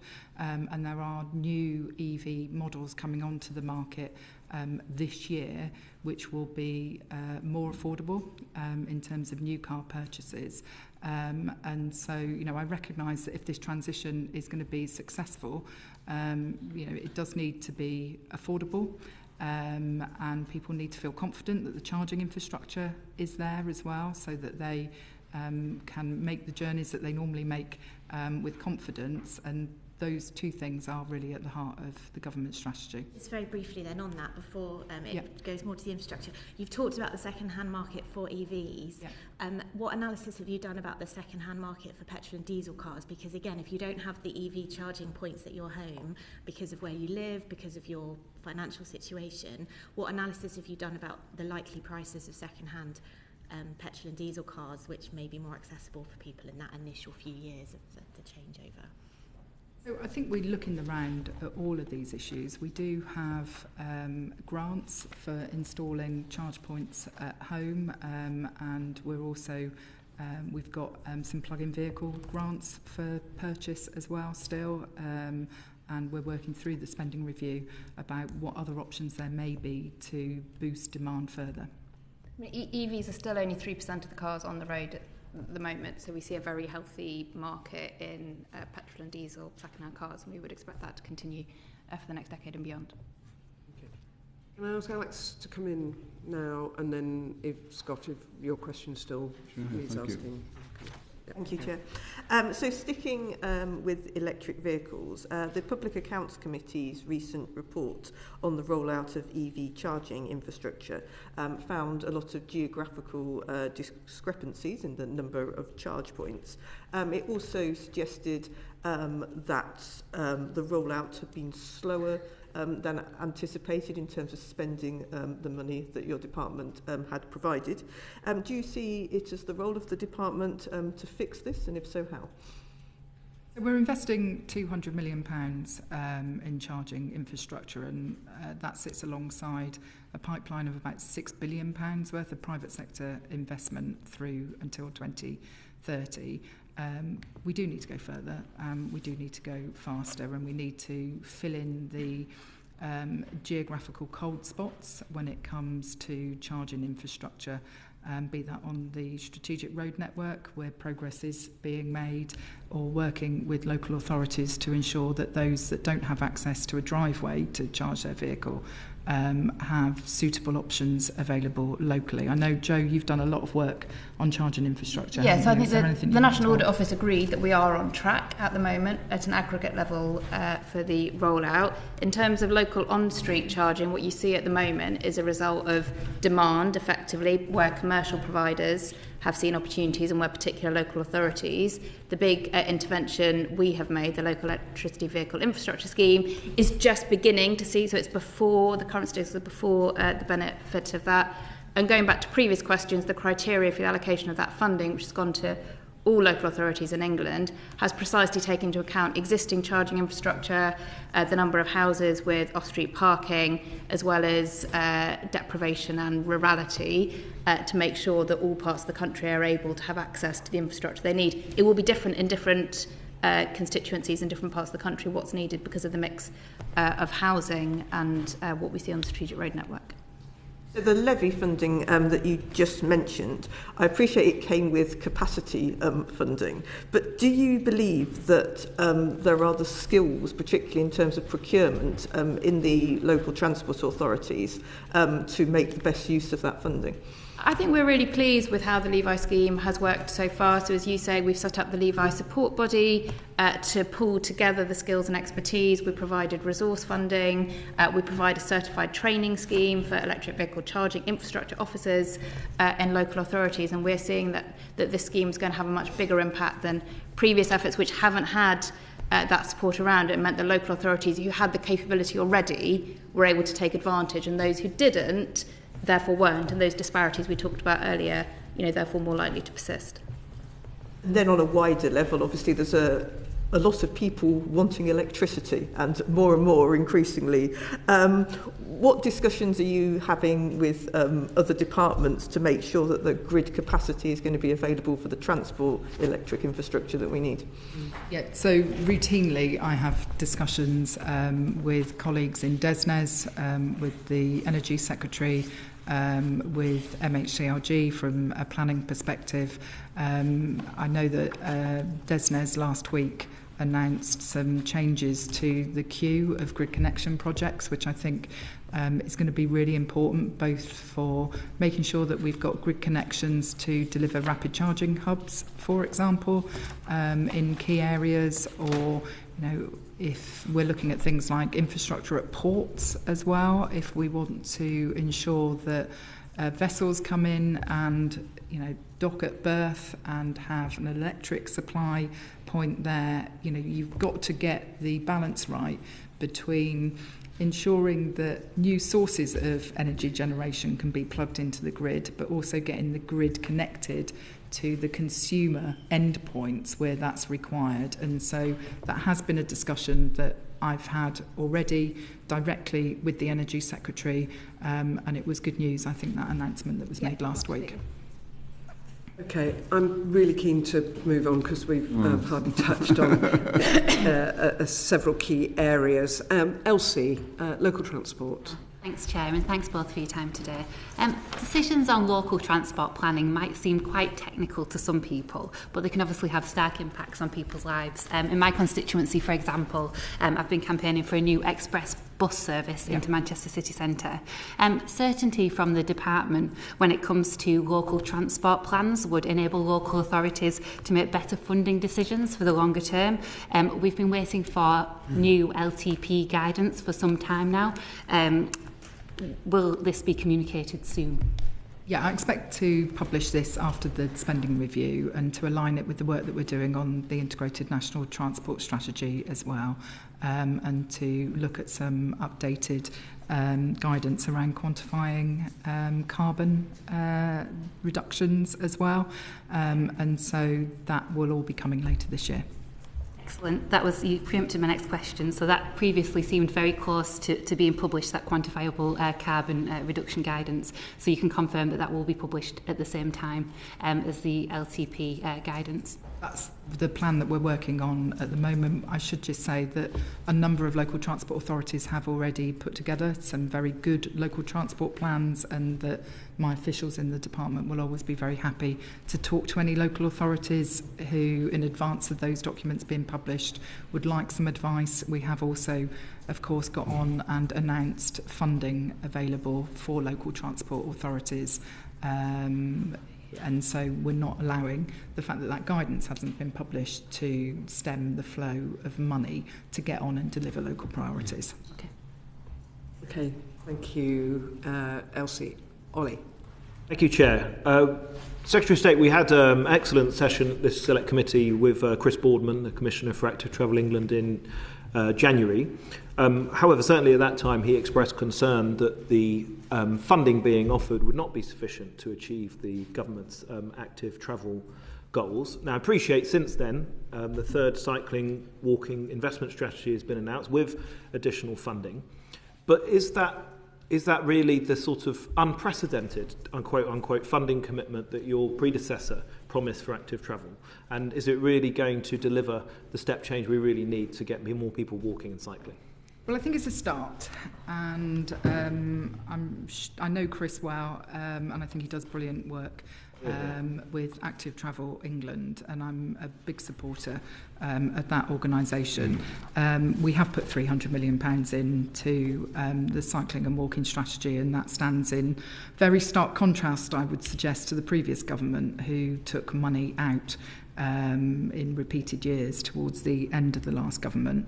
And so we'll be working through the money that's available over the next 3 years in the spending review process. I do feel very passionately about it myself, because I think we're becoming very quickly a more sedentary nation, and the fact that people might do 10-20 minutes of walking or cycling for people that don't do any other form of physical exercise, I think is really, really important for the nation's health.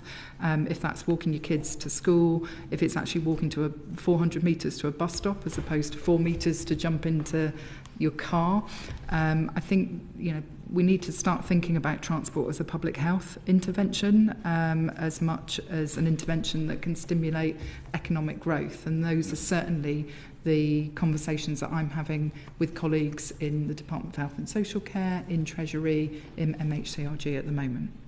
Well, certainly on the subject of walking and cycling to and from school, we had a Westminster Hall debate on that yesterday, which was very well attended, and many colleagues across the House would very much agree with your sentiments there. Moving on to rail, Chair, if that's all right. South Western Railway, C2C and Greater Anglia are all going to be transferred to the DfT Operator Limited in the coming months.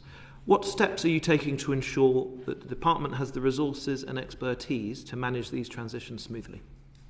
So we've actually set up a new directorate within the DfT to manage the rail reform process, and we've recruited a new Director General, Richard Goodman, who started in the last couple of weeks. We work very closely with the DfT operator, which is basically, if you like, the initial holding company for the train operating companies that come into public ownership. I meet very regularly with the leadership of DFTO, Network Rail, our own Rail Reform Director General, and the Chair of Shadow GBR, Laura Schoaf. DFTO, it has increased in size and is increasing its capacity, because obviously as these train operating companies come into public ownership over the coming months, there's a really important piece of work to do there to make sure that we're not waiting for the establishment of Great British Railways to get on and improving performance on the railways, that this is happening today. And so that's a key priority for me. I think we're making the right changes both in DfT and DFTO to ensure that the public will start to see a response, an improvement. So on the subject of improving what there already is, I mean, it's the operators that are being taken in-house first are quite an interesting mix. Mrs. South Western Railway has many challenges, but CTC and Greater Anglia are generally high-performing. You've previously said that you won't hesitate to take decisive action with operators whose performance falls out of contractual standards. Are there any poorly performing operators that you anticipate might be brought into public ownership ahead of their contract expiring because of that poor performance? So what we have said in terms of our public ownership programme is that we will bring the train operating companies into public ownership when either their contract with the DfT expires or what is called the minimum core term in that contract expires. And if we do it that way, then we don't have to pay financial compensation to the train operating company. And so given the constrained public finances, I think that is the right approach. Obviously, performance across the rail network is not where I want it to be. I've had recent meetings with the management of Avanti West Coast, Northern. I'm acutely aware of the frustrations that people who use cross-country trains will also feel. The way in which the previous government set up the contracts was actually very generous to the train operating companies, and if truth be known, it makes it quite hard it makes it quite hard for the train operating company to default on the contract, so much so that we have cause to be able to take it into public ownership and terminate the contract without paying that compensation. And so that's the balancing act that we're going through at the moment. Now, if performance became so intolerably bad on a particular train operating company, we have got flex in the public ownership programme to be able to change it. But as of today, there isn't a train operating company that I would say is in default today, and therefore I could bring them in today. Given those contracts that you've inherited? Indeed. And the terms of them? Indeed. Yeah. I think my colleague Rebecca has a question about contracts and money. Thank you, Ollie. Secretary of State, so at the start of this hearing you said actions speak louder than words, which is great, and that your first action was to announce which rail franchise could be nationalised first, or it was one of your first. However, since then we know that one of those actions, the negotiations for the nationalisation of South Western Railway, has seen a major, in effect, error, particularly around the fleet contract by the department, which it said will cost passengers £250 million, £50 million a year. So I'm just interested to know what actions you, as Secretary of State, have taken to mitigate that error, if it is true that it exists, ahead of the spending review, because you've talked about those constrained public finances. And can you, I think, importantly, provide assurances to passengers that those increased costs will not be passed to them as increased ticket prices beyond what is reasonably expected, as in every year the normal inflationary one. So what will happen to that additional cost, and who will bear the brunt of it? So the situation with the rolling stock on South Western Railway is that the arrangement for the rolling stock and the expiry of that contract aligns with the expiry date of the South Western contract to be operating the trains. That isn't the case on all train operating companies, and normally these negotiations around rolling stock renewals will take about 2 to 2.5 years. So this process could have been started by the previous government a long time ago. We are in a commercial negotiation at the moment, and some of the figures that I've seen reported in the press I don't recognise, but given that we're in a commercial negotiation, I'm not going to go into the detail of that now. But I do think this, the way in which the rolling stock leases were organised is symptomatic of the sort of step back and let's see what happens approach of the previous government, and that's not going to be a mistake that we make again. And with the setup of Great British Railways, I want us to look at having a proper rolling stock strategy, so that not only can we give confidence to the supply chain, which provides many thousands of really important jobs up and down the country, but also we can find a way to get really good value for money for the taxpayer, because it's a very significant amount of money that we are currently spending on these contracts. I have asked the Managing Director of both MTR and First to come in and see me as a matter of urgency to tell me what they're going to do to address the problems with the South Western rolling stock before it comes into public ownership on the 25th of May. Should those additional costs be there because of what's happened with that contract, regardless of when it happened, can you provide those assurances that that additional money won't be added onto ticket prices for the public? So at the moment, we are in a commercial negotiation, and I am not going to get into the detail of what the additional costs will or won't be. In setting rail fares, we will always look at what is right to do for the travelling public and what the wider rail network needs in terms of money to operate and invest in the trains and in the infrastructure to ensure a reliable and frequent service for people. Thank you. Okay, Catherine. The Railways Bill consultation said that Great British Railways would enjoy operational independence from the department, which has been welcomed by many of those who I've spoken to in the rail sector. They'll obviously be bound by direction and guidance from yourself. But given the government has been looking at arm's length bodies in other departments, can the sector have confidence that GBR will be left to get on with things? So I don't think the Department for Transport should be the operational manager of the railways, but I do think that ministers should set the strategic direction for Great British Railways, and that it should hold that organisation ruthlessly to account. And I've seen the analogy made about the abolition of NHS England a number of times. What I would say is that the government haven't abolished the NHS. The NHS, not DHSC, still employ people, and their managers still take operational decisions, and that aligns with what we are doing in Great British Railways. We're actually simplifying this horrendous maze of organisations that has been involved in running the railways in recent years. There's 14 train operating companies, Network Rail, the RDG, bits of the DFT, bits of regulators. And actually what we need to do is strip away that complexity and make it simpler so that we can address some of the weird perverse incentives that have existed in that system as well, so that we get an organisation that is taking the right decisions in the public interest, be that for passengers, be it for freight operators. And so that's what really lies at the heart of the establishment of Great British Railways. Thank you. And how will you balance the ambitions of local mayors for rail infrastructure and network management with Great British Railways' single directing mind approach? So in the consultation that we ran a couple of months ago, we did propose a statutory role for devolved governments and mayoral strategic authorities in helping to plan and develop the rail network.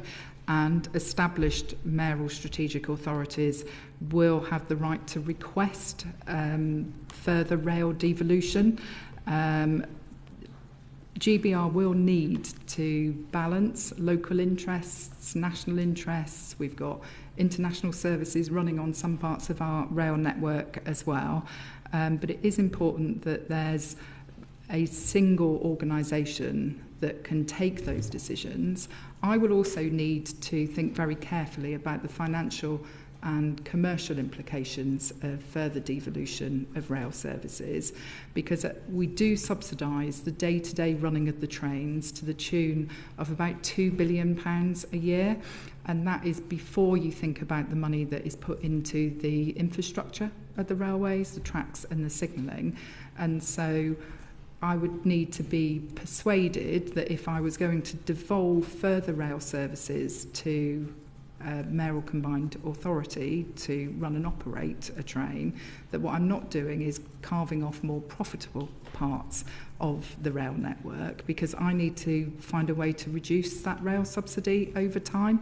Now, if proposals that came forward were revenue neutral and provided a better experience for passengers, then of course I would consider those. And I do see the value in having better local integration between different modes of transport. And so there's an important role for devolved governments and mayors in the newly reformed railways but we're going to have to work through some of the detail.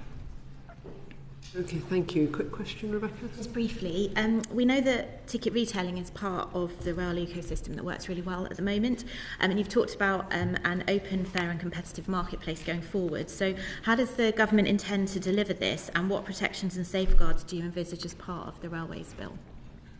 Yeah, so you're right that whilst GBR it is proposed will have the ability to sell and retail its own tickets online and really bring together that ticket retailing function that the 14 train operating companies do.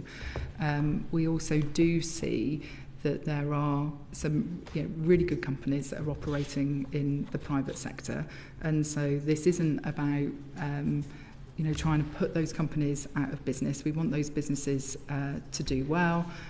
We want them to be able to operate internationally as well. I've had good meeting with Trainline, for example.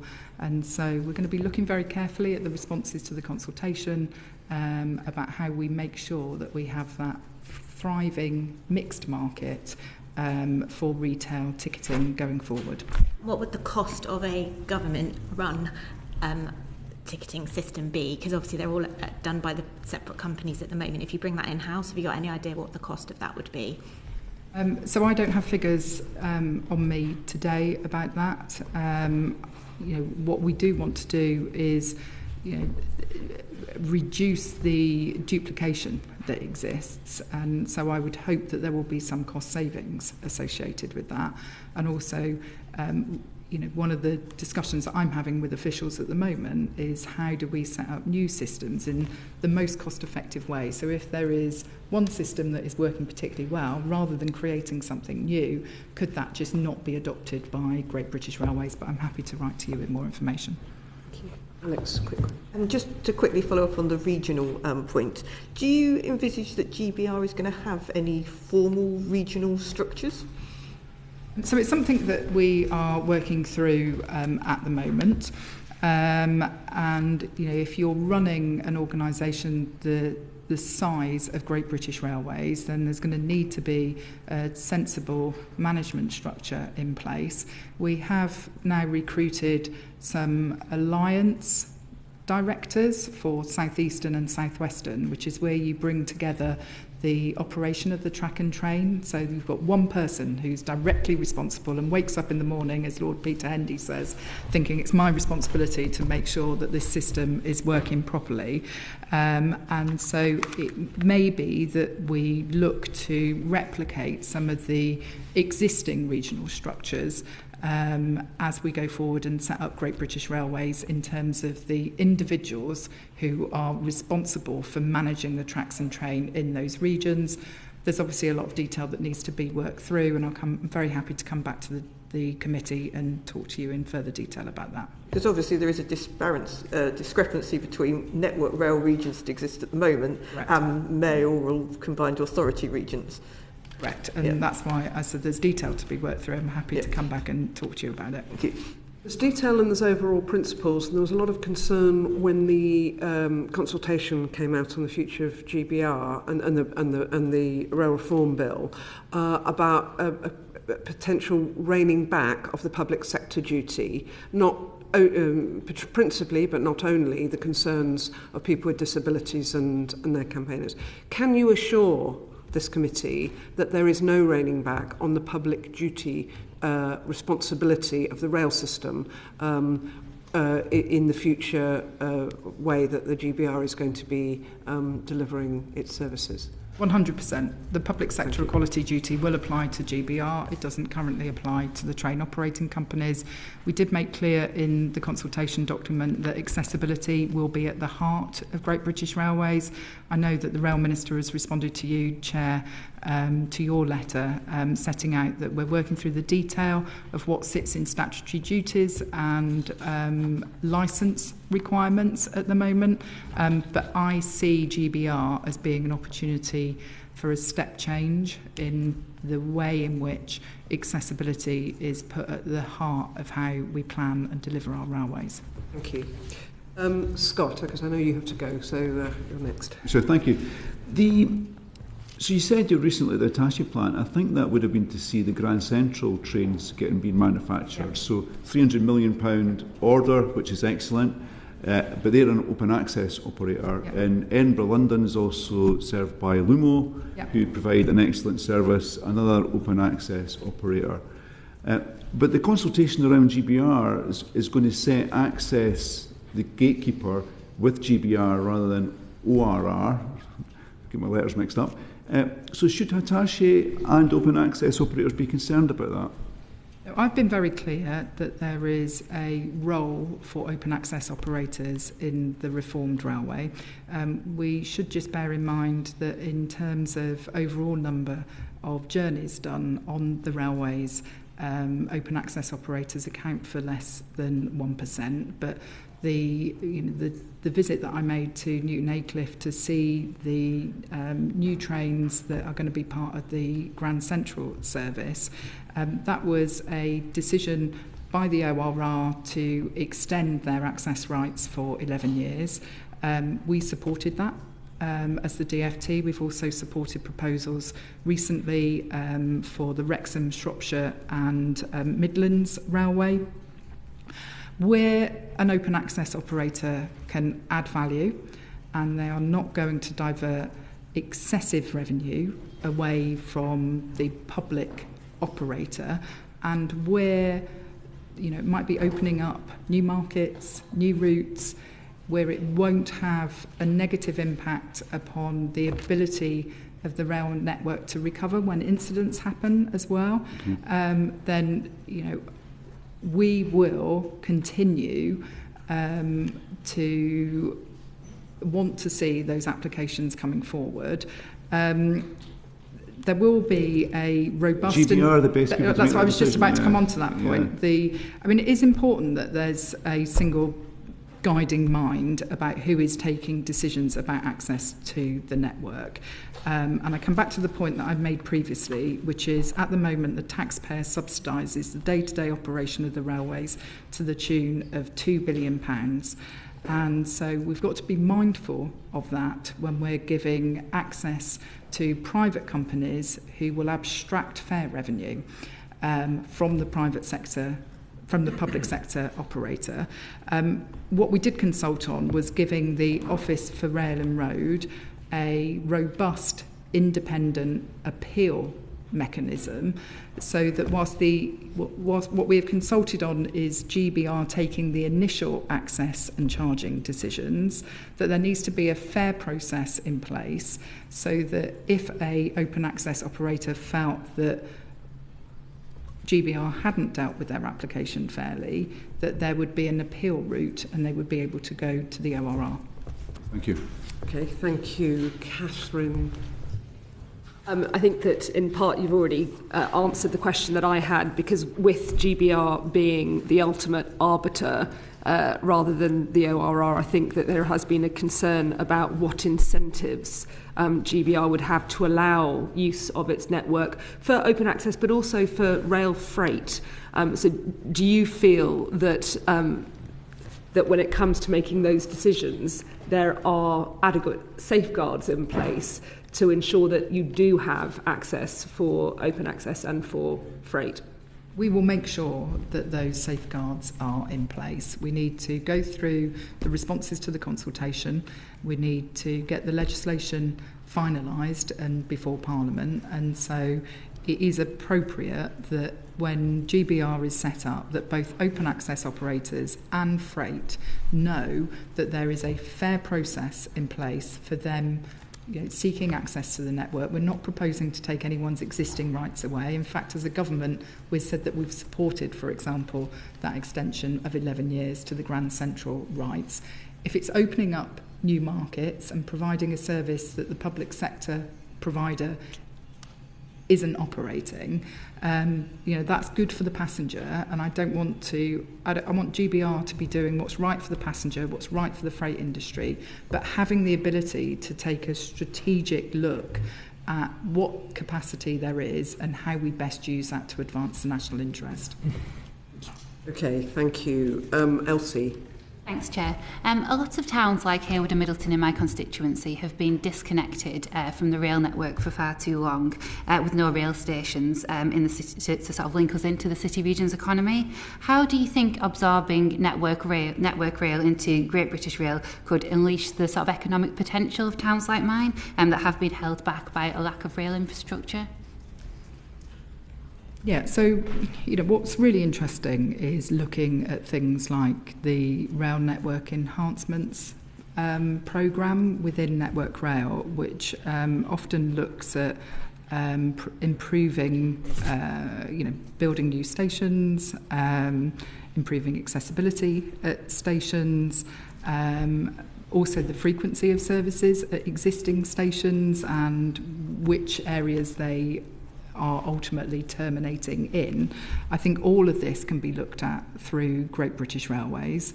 We have also set up, separately from Great British Railways, a new property development company bringing together the operations of London and Continental Railways and the property function within Network Rail to accelerate development around stations, because actually stations should be hubs of economic activity. And so I think there are lots of stations across the country, whether it's in Rotherham, Peterborough or Swindon in my own constituency, where there's huge potential, sometimes using land that is in public sector ownership immediately adjacent to the stations as well.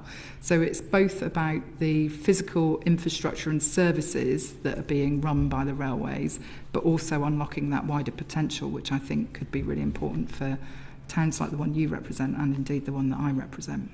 Thanks, Secretary of State. In a recent evidence session, the committee heard from Lord Heidi, who said that the purpose of recent conversations across Shadow GBR is not to form another great beast like Network Rail.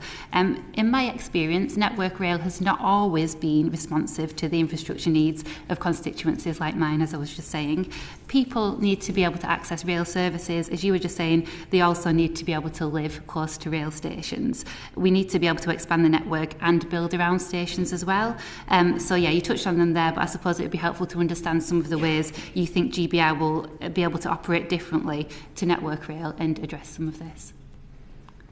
Yeah, I think what I was talking about, the role of the mayors in helping plan and manage the railways is going to be really important, because they will often be aware in their regions of the particular parts of the network where this is a critical issue.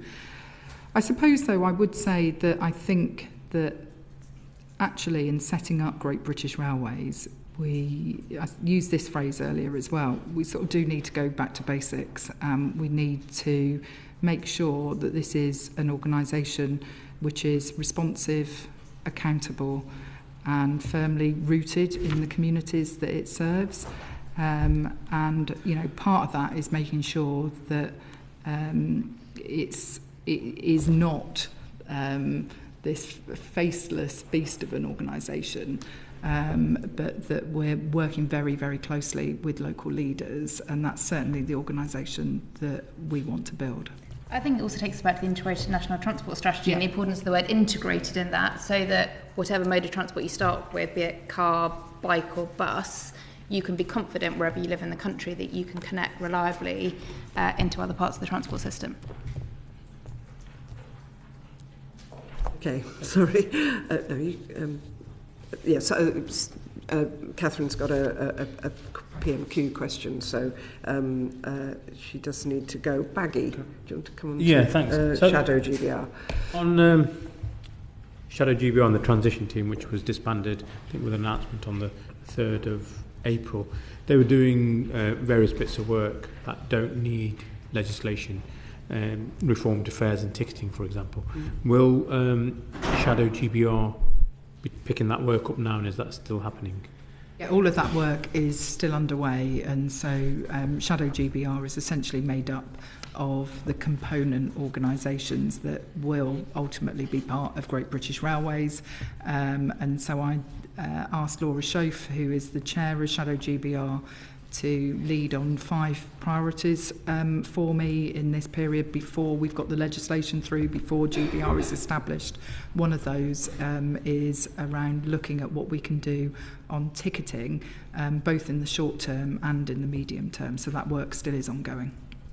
In Derby, obviously, with the transition team were based there, doing work in there. When do we expect to see lots of bums on seats in Derby working for GBR? So I want Great British Railways to be established in 2027, and the organisation on day one of its existence will be different from the organisation on day 150, 200, but I would anticipate that the establishment of the organisation in Derby will be taking place in 2027, and we're totally committed to your great railway city being the new home of Great British Railways. I think that's why the sort of rail leaders came together in Derby, I think just 2 weeks ago, met with you and other colleagues to look at the potential for the HQ and sort of start coming together in Derby to bring track and train together. We're hosting Laura tomorrow. Brilliant. Excellent. Okay, I hope we've got time to cover buses, road safety and maybe even maritime. Alex. Thank you, Chair. The government introduced the £3 bus fare cap back on the 1st of January. Can you explain what the main objective of this policy is? Yeah, so obviously the previous government had in place a £2 bus fare cap in order to try and stimulate bus ridership again after the pandemic. When we came into government, I think it was the right decision to provide that £3 cap in the short term. We know how difficult unforeseen price hikes are for people, and they're often the hardest thing to deal with. And so I think providing some certainty over the short term was the right thing to do. I do think it's just worth reminding ourselves that what this government inherited when it came to the bus fare cap, absolutely no funding was available beyond 2024 to maintain any form of cap, so we did step in. I would also just point out that most journeys aren't made on the buses using the fare cap. It's 1 in 6 journeys in England that currently benefit from it, because people who are using the buses regularly will often be using a bus fare cap that might be for a bus ticket rather, that applies for like a week or a longer period. And so what we think the £2 cap did was encourage some people who might have been on those longer fares to switch back to the £2 fare. We are going to be doing an assessment of that £3 fare cap, but it is a time-limited intervention that, as you will know, does come to an end at the end of this year. So you seem to suggest that the main aim now was to use it to increase passenger numbers. Is that what you were saying? So it was about providing some certainty to bus passengers about what their outgoings were going to be in order to manage the transition from the £2 cap to manage that transition. Okay, so should people be being prepared now to think about the future? So when it comes to an end? Obviously, when the announcement was made about the £3 cap, yes. It is due to expire at the end of December. And we're seeing lots of local leaders make their own decisions and use their own funding to cap prices in their own ways, from Norfolk, West Yorkshire, Greater Manchester, Central Bedfordshire. So I think we would expect to continue to see local leaders choosing to make those decisions. Yeah. And I think absolutely we understand, because I think it's now 2/3 of fares are actually less than £3 outside of London and Manchester, which therefore gives us the question really as to what a better plan going forward might be, because it's originally under the £2 cap you had 90% covered, and now we have far fewer. So whether this is now a sensible policy going forward. Yeah, and look, this is an issue that we will be working through as part of the spending review. The £3 cap does cost us over £100 million a year. At the moment, we give nearly £800 million in other forms of support through the bus services improvement plan and through the grants we give to operators. And as Joe said, some of the local transport authorities choose to use some of that grant to not just protect essential services, but also where they feel it's beneficial to reduce fares for some groups, and that's an option that's available to them. Thank you. Steph, road safety. Talk about marine or road safety? No, road safety. Yes, simply, when is the road safety strategy going to be published? I know we've been waiting for it for some time, but you've had other priorities. Can you give us a date on that? So we will be publishing the first new road safety strategy in 10 years. And we hope to publish that document later this year. Is there a particular critical path of events leading up to that, or is that just an estimate at the moment? No, we want to get it right. I've been in post 5 months now. It's been a source of discussion with me and the junior ministerial team. I know that I said my Future of Roads Minister was very passionate about pavement parking. The second issue that she talked to me about was the road safety strategy. I think in any other sphere of activity, we wouldn't think it acceptable that 1,600 people are killed doing something each year, and that's the situation on our roads at the moment. So I think we have a duty to act on this. We want to look at the right package of measures to put in the road safety strategy, but we're working on it, and there will be further announcements in due course. Thank you. I know our chair was on the radio over the Easter weekend in response to coverage of the not the driving test per se, but testing for people in later years and with eyesight deterioration. Is that one of the things you're considering changing? It is a bit of an outlier compared to other countries. Is that in scope for your review? So this is something that I am open to considering. I recently received the Prevention of Future Deaths report from the coroner, the senior coroner in Lancashire, and I know that reading that report will be very distressing for the families of the victims who were killed. That, of course, was a situation where the optician had suggested to 3 individuals that they needed to advise the authorities that they had a medical condition which affected their eyesight and where they shouldn't be driving, and of course that didn't happen, and so I am open to considering the evidence on this issue. Okay, that's very comforting. In the meantime, while the strategy is developed, of course, we're looking likely that National Highways won't meet its KSI reduction target. So are you minded to make specific direction to them in the meantime so they can course correct by the end of this year? So as part of the interim settlement that we gave to National Highways, a £4.8 billion settlement for this year, some of that money is set aside to be focused on further investments to improve safety, and we have been clear with National Highways that they must deliver a series of safety improvements. They have set that out in their safety action plan for 25-26, and whether there are collisions happening on the strategic road network that National Highways are responsible for, or the local highway network where the local highways authorities are responsible for, a death is a death, a serious injury is a serious injury, and I don't think we can allow a situation to continue, as I say, where 1,600 people a year are being killed on our roads. I'd offer reflection, having consulted with somebody with great expertise in this area, who happens to be the Police and Crime Commissioner for Norfolk, who sees this as a deep-rooted issue. This isn't just about policy or agency action. This is a fundamental oversight in both the design, maintenance of our road networks at both levels, but also amongst policing priorities and the importance placed on road safety improvements by local councils above and beyond road repair and maintenance?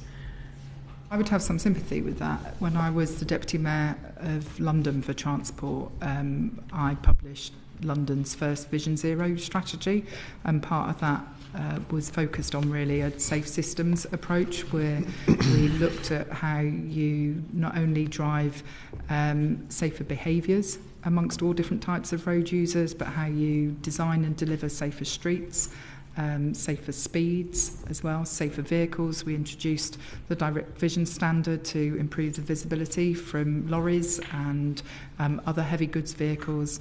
And you're right that the interaction with roads policing, and also, you know, the experience of individuals when they have been involved in a collision, and what learning can be taken from that collision to ensure that you don't have the same collision happening in the same place with the same type of road user again, is really, really important. And so I'm very proud of the work I did on London's Vision Zero strategy.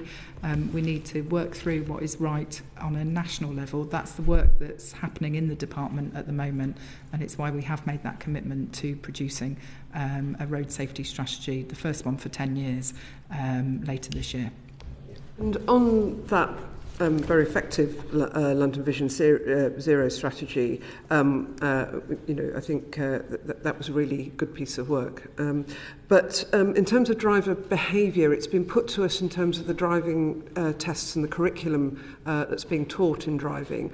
3 key areas which are major sources of deaths and serious injuries are rural roads, night driving and driving with passengers, which we were told were insufficiently covered by what learner drivers learn and are tested on. Just yes or no, would you have a look at that, please? Yes, we are looking at that. Thank you. You are looking at that. That's fantastic. We're not currently considering a graduated driving licence which would restrict new drivers from driving with additional passengers in the car. But more broadly, your question about things like night driving, rural collisions and the experience of rural driving, that's part of the work that is underway at the moment to consider what actions might be appropriate. Thank you for your clarity. Okay, very quickly before my final round-up question, is yes or no again, is the government developing a new maritime strategy? And will it and if you are, will it improve upon or change Maritime 2050? So we've got a lot of work that's happening at the moment. We've published the Maritime Decarbonisation Strategy. We've introduced the Seafarers Wages Act, and we've got those improvements coming through the Employment Rights Bill as well about the experience of people who are working at sea. We think those are the right actions to be taking. I guess my answer would be similar to the question about the aviation strategy. I will consider strategies where they provide a useful function. I would rather get on and do and make some of the changes which we are doing at the moment. Okay, thank you. Baggy, you have a specific question. Quick question. As a Derby MP, I've noticed in the Chamber the ferry service to the Isle of Wight gets raised several times. Reliability and pricing issues. Is the DfT doing all it can to help find a resolution to that issue? Yeah, so I'm very aware of this issue as well, and one of the newly elected MPs, Richard Quigley, has raised this with me on a number of occasions, and I've already met with him. I do know that the Maritime Minister, Mike Kane, is hosting a roundtable this week to discuss this very issue with the various ferry operators, local elected representatives. I do appreciate how frustrating this issue is for residents of the island, and I look forward to catching up with the Maritime Minister to understand what the outcomes of that meeting this week are. And part of that issue is grid capacity, which is an issue for other parts of the maritime sector as well. So is that issue included in your conversations with DESNZ? So the announcement that DESNZ made last week about the queue for grid capacity and actually being able to unlock some priority projects and removing dormant projects in that queue, I'm hopeful that that will have an impact upon grid connections to ports. I will need to check whether it was an issue on the agenda for this meeting this week and come back to you, Chair.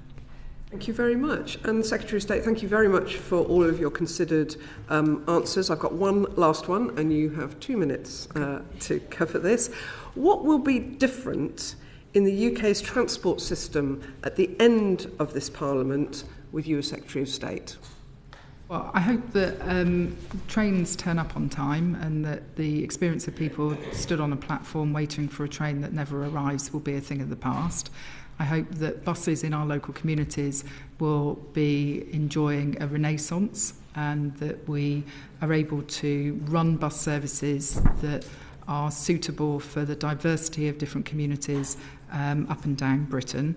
I would like drivers, cyclists and pedestrians to see a very noticeable improvement in the quality of their roads and pavements. We've got to stop journeys on our roads feeling like an obstacle course. I would hope that we would be successfully well on the way to transitioning to electric vehicles.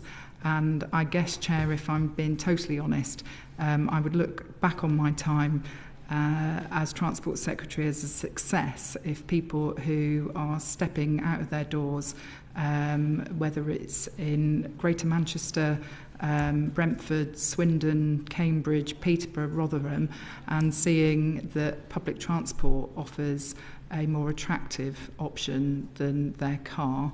And if I can achieve that, then I'd be a happy woman. Excellent. Okay. Thank you very much for today. Do feel free to write to us with anything you haven't been able to cover that you would have liked to. I think we've all found this session very valuable. This concludes today's meeting. Order.